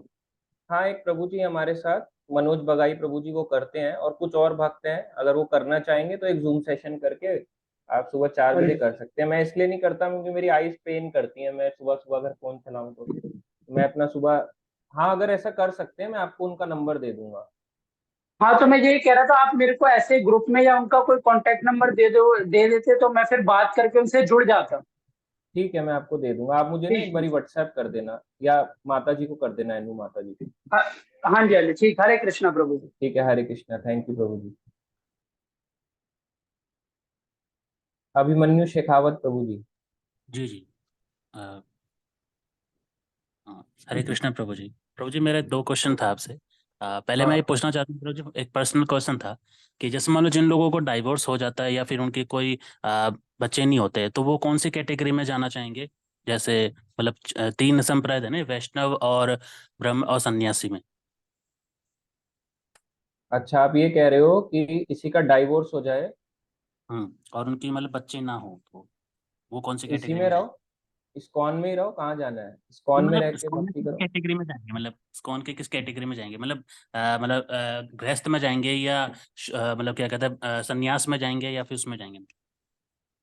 नहीं नहीं, गृहस्थ में ही जाएंगे, बच्चे नहीं हो रहे तो सन्यास क्यों ले लेगा वाइफ छोड़ के कि चलो बच्चा नहीं हो रहा अब छोड़ दो, अब इसको मार डालो, वाइफ को, अपने आप मरेंगे। ये तो जी गलत है, मतलब ये ऐसे पापी अगर वो व्यक्ति है इसका मतलब, वो जो रिस्पॉन्सिबिलिटी से भाग रहा है। अगर वाइफ सपोर्टिव है तो प्रभुपाद तो मना करते हैं उसको कि कभी सन्यास और इन सब चीजों के पीछे ना दौड़े। हाँ, अगर वाइफ, लड़ाई चल रहा है, झगड़े चल रहे हैं, प्रॉपर्टी का ये डिस्प्यूट चल रहा है, पैसों की लड़ाई हो रही है, तो फिर तो छोड़ना ही बेटर है, सेपरेशन बेटर है उस केस में।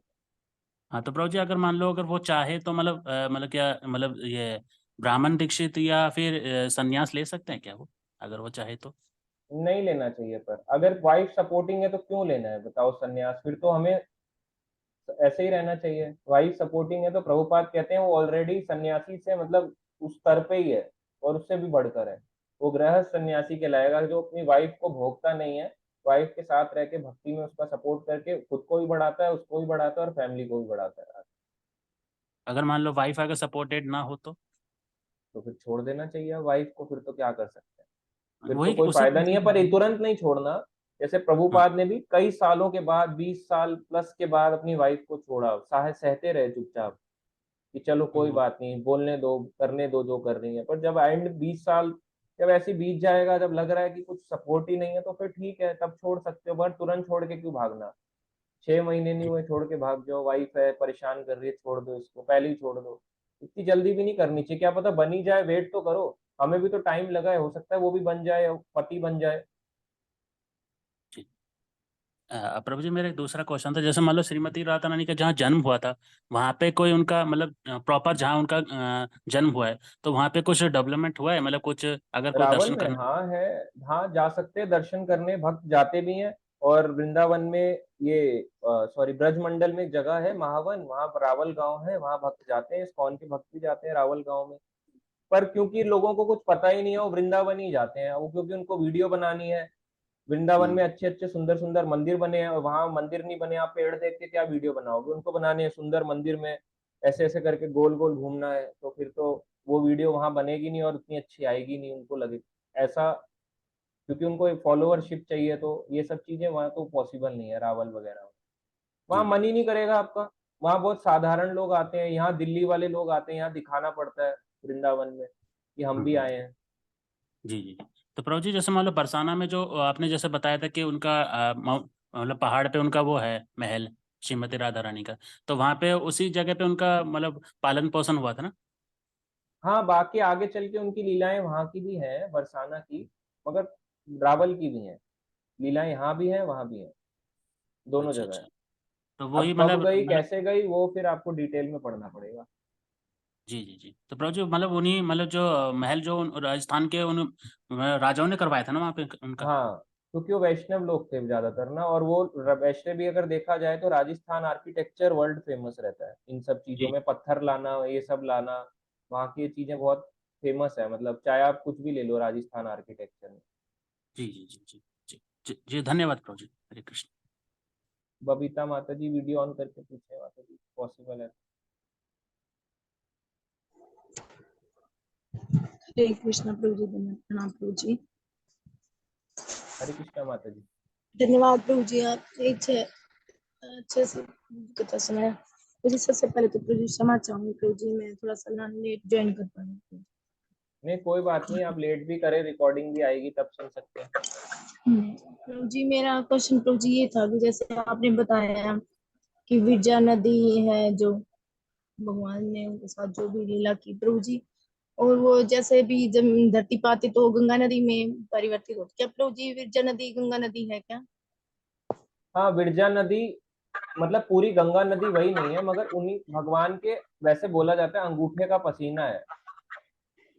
अब ये भी बात सच है, मगर वो विरजा नदी बह के आ रही है इस तरह से। तो बह के जब आ रही है तो वो जो ब्रह्मा जी थे वो अपने कमंडल में भरने लग गए, जब वो ओवरफ्लो होने लग गया तो शिव जी ने जटा में धारण कर लिया। फिर वो स्वर्ग लोक तक आने लगी। फिर वहां पे उससे नीचे शिव जी ने जटा में धारण कर लिया, फिर वो जटा से गंगोत्री में आई, गंगोत्री से यहाँ पृथ्वी पर आई। तो इतना लंबा जो प्रोसीजर है, वैसे देखा जाए तो वो भगवान के अंगूठे का पसीना है, मगर भगवान ने ऐसे उठाया तो वो ऊपर करंट सागर का छेद हो गया। तो वही गंगा नदी बन के आ रहा है देखा जाए तो विरजा नदी, मगर भगवान के अंगूठे का पसीना भी उसको बोला जाता है। अब बोले कि जी भगवान का अंगूठे का पसीना ये कैसा है, बदबूदार नहीं होगा? तो ये सोच जो है ये अचिंत्य है, ये मूर्खों की कल्पना है, जो ये सोचता है, जो जी। ऐसा सोचता है। और दूसरा क्वेश्चन प्रभु जी मेरा यही है कि जैसे आपने बताया कि श्री दाम ने राधा रानी को श्राप दिया कि श्री कृष्ण आपको 100 साल तक भूले रहेंगे। हाँ तो क्या ये राधा रानी भी क्या श्री कृष्ण को 100 साल तक भूली हुई थी क्या? हाँ, जैसे हम लीला में देखते हैं, जब वो वृंदावन से मथुरा को चले जाते हैं, बाद में जब वो कृष्ण अर्जुन को उपदेश देते हैं, तब वो बहुत बड़ी एज के थे, बड़ी मतलब आप देखते हैं काफी बड़ी एज में उपदेश दिए, तब बूढ़े नहीं थे भगवान। तो भगवान के साथ बाकी समय तो हमेशा सेपरेट ही रही हैं। कृष्ण बार बार नहीं आए कि कृष्ण वृंदावन से वृंदावन दोबारा आ गए। एक आध बार कुछ लीलाओं में ऐसा है कि वापस आए थे, फिर कुरुक्षेत्र में भी पुनर्मिलन हुआ था, मगर हर बार नहीं आए कृष्ण। मगर देखा जाए तो विरह में ही रही है राधा रानी ज्यादातर। तो वही जो विरह भाव राधा रानी और गोपियों का था, उसको टॉप मोस्ट भाव बताया गया कि कृष्ण से दूर रह के भी कृष्ण का भजन करना और कृष्ण का स्मरण करना। और बाकी श्रीदाम को जैसे श्राप दिया था, श्रीदाम ने राधा रानी को दिया, और वैसे विरजा ने भी अपने पुत्रों को दिया था। क्योंकि जब पता चलता है भगवान कृष्ण कि जब विरजा के साथ आनंद विहार कर रहे होते हैं, तो विरजा के भी पुत्र होते हैं 7 पुत्र। तो 7 पुत्र जो होते हैं, तो वो देखती हैं कि पुत्र के प्रति ज्यादा अटैचमेंट बढ़ गया है, किसका, विरजा नदी का, विरजा गोपी का, तो अब विरजा को भी त्याग देते हैं। कृष्ण ऐसे ही है ना, त्याग में कृष्ण के 6 ऐश्वर्यों से पूर्ण है, त्याग में सबसे ऊंचे हैं। जैसे किसी का ध्यान किसी और की ओर बढ़ता है, कृष्ण उसे त्याग देते हैं। तो कृष्ण उसको त्याग देंगे, मगर राधा रानी नहीं त्यागती। तो विरजा ने अपने पुत्रों को, जो उनके पुत्र थे, एक को श्राप दिया कि जाओ तुम धरती में जाके समुद्र बन जाओ, क्योंकि मैं कैसी हूँ, तरल पदार्थ में हूँ, मैं विरजा नदी के रूप में हूँ, तुम मेरे पुत्र हो, मेरे और कृष्ण के, तो तुम क्या कहलाओगे, समुद्र। और इस तरह से 7 द्वीपों में 7 अलग अलग ओशियंस जो हैं वो बट गए। 7 7 महाद्वीप है ना, कॉन्टिनेंट्स है, Asia, America, south America, Africa, Europe, Antarctica और एशिया। तो इस तरह से जो ये कॉन्टिनेंट्स हैं जितने भी, ऐसी 7 द्वीपों में जाके बढ़ जाओ। तो वहां पे इसलिए और बोला क्योंकि तुम्हारी वजह से मैं, कृष्ण मुझे छोड़ के गए हैं, तो तुम्हारा पानी खारा होगा, कोई तुम्हारे को खारे पानी को पी नहीं सकता। इसलिए हम पीते तो गंगा नदी है, यमुना का ही पानी है, और इसलिए हम समुद्र का पानी पी नहीं सकते, क्योंकि विरजा ने उन्हें श्राप दिया था कि तुम्हारी वजह से मेरा अटैचमेंट तुम्हारे प्रति बढ़ा और कृष्ण ने मुझे छोड़ दिया। तो श्राप देते हैं, मगर वो दिव्य होता है, उसके पीछे लीलाएं होती है। ये नहीं समझना चाहिए कि हाय ये क्या कर दिया। और बाद में जल के देवता फिर वरुण देवता कहलाए कि चलो अब इसको संभालेगा कौन, टेक केयर कौन करेगा, तो वरुण को पोजीशन दे दी वो।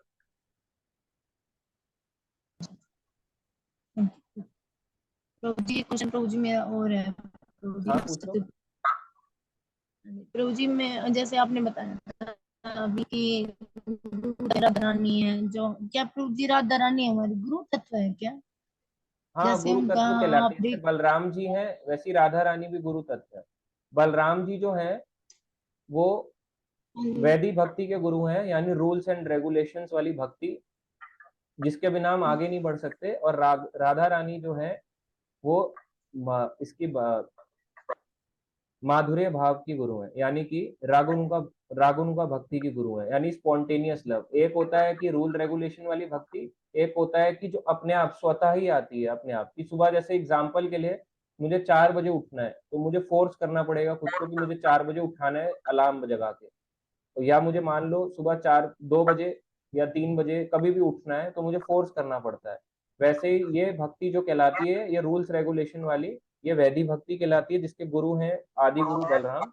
और रागानुगा भक्ति होती है स्पॉन्टेनियस, जिसमें बोलने की जरूरत नहीं पड़ती, अपने आप बिना अलार्म लगाए नींद खुलना 4 बजे, बिना बिना बोले उस सेवा को करना, अपने आप ही भाव प्रकट होना, वो है रागानुगा भक्ति। और पर रागानुगा भक्ति के आदि गुरु हैं राधा रानी, मगर वो तब तक नहीं आएगा जब तक कोई रूल रेगुलेशन का पालन नहीं करेगा। इसलिए ये सोचना कि मैं राधा रानी का भक्त बन गया हूँ, है ना, रागानुगा भक्ति का फॉलोअर हो गया हूँ, नहीं बन सकता जब तक उसके रूल रेगुलेशन ही प्रॉपर नहीं है। क्योंकि जो रागानुगा भक्ति करेगा वो रूल रेगुलेशन कभी तोड़ेगा नहीं, वो उसको 100% प्रॉपर फॉलो करेगा। तो ये भी गुरु तत्व है, वो भी गुरु तत्व है। एक रूल रेगुलेशन के हैं, एक अपने आप जो स्वतः हमारा भाव आता है सेवा का, कि बिना रुके हमारी जो सेवा होती है प्यार प्रेम प्रेम भाव से। जी धन्यवाद प्रभु जी, इतने अच्छे से प्रभु जी आपने कुछ समझाया प्रभु जी। थैंक थैंक यू माता जी। यू।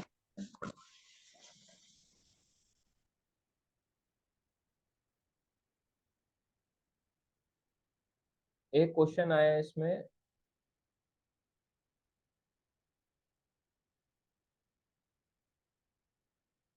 गंगा नदी तो भगवान के चरणों को छू कर निकली थी, और वो भी हिम की बड़ी पुत्री थी। हाँ वो भी पुत्री बनी। विरजा गोलोक से कृष्ण के साथ रहती है, वो नीचे के लेवल में आते आते गंगा नदी के रूप में हिम की बेटी गंगा कहलाई जाती। और गंगा जी तो शिव जी से विवाह करना चाहती थी। अब ये पूरी प्रभु जी लीलाएं हैं, ये ना अभी तो डिस्कस नहीं कर सकते, तो ये अलग ही है। ये ना गंगा जी का अवतरण, ये आपको भागवतम में और पढ़ना पड़ेगा फिर डिटेल। हरे कृष्णा। सुमन चटर्जी माता जी, पॉसिबल है तो वीडियो ऑन करके पूछिए।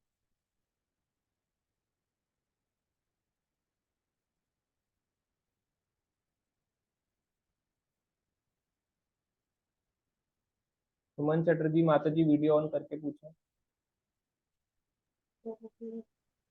हरे कृष्ण प्रभु जी। हाँ जी प्रभु जी, मंजरी क्या होती है? मंजरी होती है जो गोलोक में भगवान की सेवा करती हैं, गोपियों के जैसे ही होती है मंजरियां, मगर उनसे बढ़कर होती हैं। होती वो गोपियों के अंडर हैं, गोपियों की सेवा करने वाली, गोपियों के अंडर, उनके अंडर रह के सेवा करती हैं, मगर गोपियों से भी बढ़ के है। मंजरियों की जो एज होती है वो 11 साल से ऊपर नहीं होती। और गोलोक धाम में जो कृष्ण और राधा रानी होते हैं, कृष्ण हमेशा 16 साल के रहते हैं गोलोक धाम में, और राधा रानी 15 साल की रहती है। और जो मंजरी गोपियां होती हैं वो 13 साल या उससे ऊपर की होती हैं, और मंजरियां 11 साल या उससे छोटी होती है। मंजरियां रात के समय सेवा करती हैं भगवान की शयन लीलाओं में, जिस समय गोपियों को भी अलाउड नहीं होता, और उस समय भगवान के चरण दबाना, राधा रानी के चरण दबाना, उनके बालों को कॉम्ब करना, उन पे पंखा करना, चामर ढुलाना, ये वाली सेवाएं मंजरियां करती है, तो वो गोपियां भी नहीं करती उस समय। तो प्रभु जी, मैंने सखीज में भी ऐसे भाग होते हैं क्या, कि मंजरी और गोपी, और इस तरह से क्या और भी कोई भाग है क्या सखीज में राधा रानी की? हाँ, बाकी तो उनके अलग अलग प्रकार की गोपियां हैं, कोई दास रूप में है, कोई सखी रूप में है, अलग अलग रूप में है, मगर मंजरी जो है वो स्पेशल है, गोपी सबसे स्पेशल है, क्योंकि उसमें कोई भी गोपी प्रवेश नहीं कर सकती। ऐसी लीलाओं में केवल मंजरियां प्रवेश करती हैं। और वही मंजरियां भक्ति विनोद ठाकुर, भक्ति सिद्धांत ठाकुर यानी प्रभुपाद के गुरु, वही मंजरियां जो है षड गोस्वामी बन के आए थे। तो हमारा हाँ जो प्रभु संप्रदाय है जी। ये मंजरी भाव है, गोपी भाव से भी बढ़ के, मगर क्योंकि गोपियां स्पेशल गोपी कहलाती है मंजरी, तो हम गोपी भाव बोल रहे हैं। हाँ प्रभु जी, और जो श्रीदाम ने श्री राधा रानी को श्राप दिया था, तो वही श्रीदाम को हम कृष्ण लीला में भी पाते हैं। तो वही वही है, श्रीदाम क्या ये श्रीदाम हाँ है? वही है, वही है, हाँ। तो उसके बाद क्या वो शंखचूड़ बने? नहीं, शंखचूड़ तो पहले आ गए थे ना, शंखचूड़ तो पहले आ गए थे। शंखचूड़ इसमें देखना, इसमें आएगा ना लीला में, एक सेकंड मैं आपको दिखाता हूँ। कृष्ण लीला पुस्तक में है शंखचूड़ वध ना, आप एक बार पढ़ सकते हो। कृष्ण लीला वाली जो है उसमें डिटेलिंग में है। हाँ प्रभु जी, बस यही क्वेश्चन थी। थैंक यू प्रभु जी, आज का सेशन भी बहुत अच्छा था, बहुत कुछ जानने को मिला नया। थैंक यू माता जी, थैंक यू। हरे कृष्णा। अंजू दास माता जी, पॉसिबल हो तो वीडियो ऑन करके पूछें, अगर पॉसिबल है तो। हरे कृष्ण प्रभु जी, दंडवत प्रणाम। सॉरी, वीडियो ऑन नहीं कर पाऊंगी मैं कोई फिलहाल। बात नहीं, हाँ जी। जी, मेरा प्रश्न था, जैसे आपने बोला कि राधा रानी जी को एज अ गुरु के भाव में हमें लेना चाहिए। तो मेरा प्रश्न ये है कि जब हम गुरु से मिलें तो हम किस भाव से मिले? सेवा भाव से मिले, या गुरु हमसे क्या एक्सपेक्ट करते हैं जब हम कि उनके उनसे लेक्चर मिलते सुने, हैं? बस उनके लेक्चर सुने, और जो प्रभुपाद कह रहे हैं उसको फॉलो करें, और कुछ नहीं चाहिए। प्रभुपाद ने कहा है कि भक्ति करो, मंदिर में सेवा करने आओ, है ना, मंदिर बनाने के सहायता करो, यही चाहते हैं प्रभुपाद। 7 पर्पस ऑफ इस्कॉन क्या है उसको फॉलो करने की कोशिश करो, खुद भी पढ़ो, दूसरों को भी जोड़ने का प्रयास करो, ये चाहते हैं प्रभुपाद, तो यही करना है। जी जी, धन्यवाद प्रभु जी, मेरा प्रैक्टिकल यही चीज। प्रश्न था। हाँ जी, जी ठीक है, जी, हरे कृष्णा माता। हरे कृष्णा। ठीक है, और कोई क्वेश्चन नहीं है तो अब एंड करते हैं, सबको अनम्यूट करके। हरे कृष्णा कृष्णा हरे कृष्णा कृष्णा कृष्णा कृष्णा हरे हरे हरे, राम हरे राम राम हरे राम हरे राम, हरे। राम हरे हरे। शीला जय प्रभुपाद जगत की गुरु शिल प्रभुपाद जय, की जय। सभी भक्तवृंद जय की प्रशांत जय मुकुंद की जय। जय।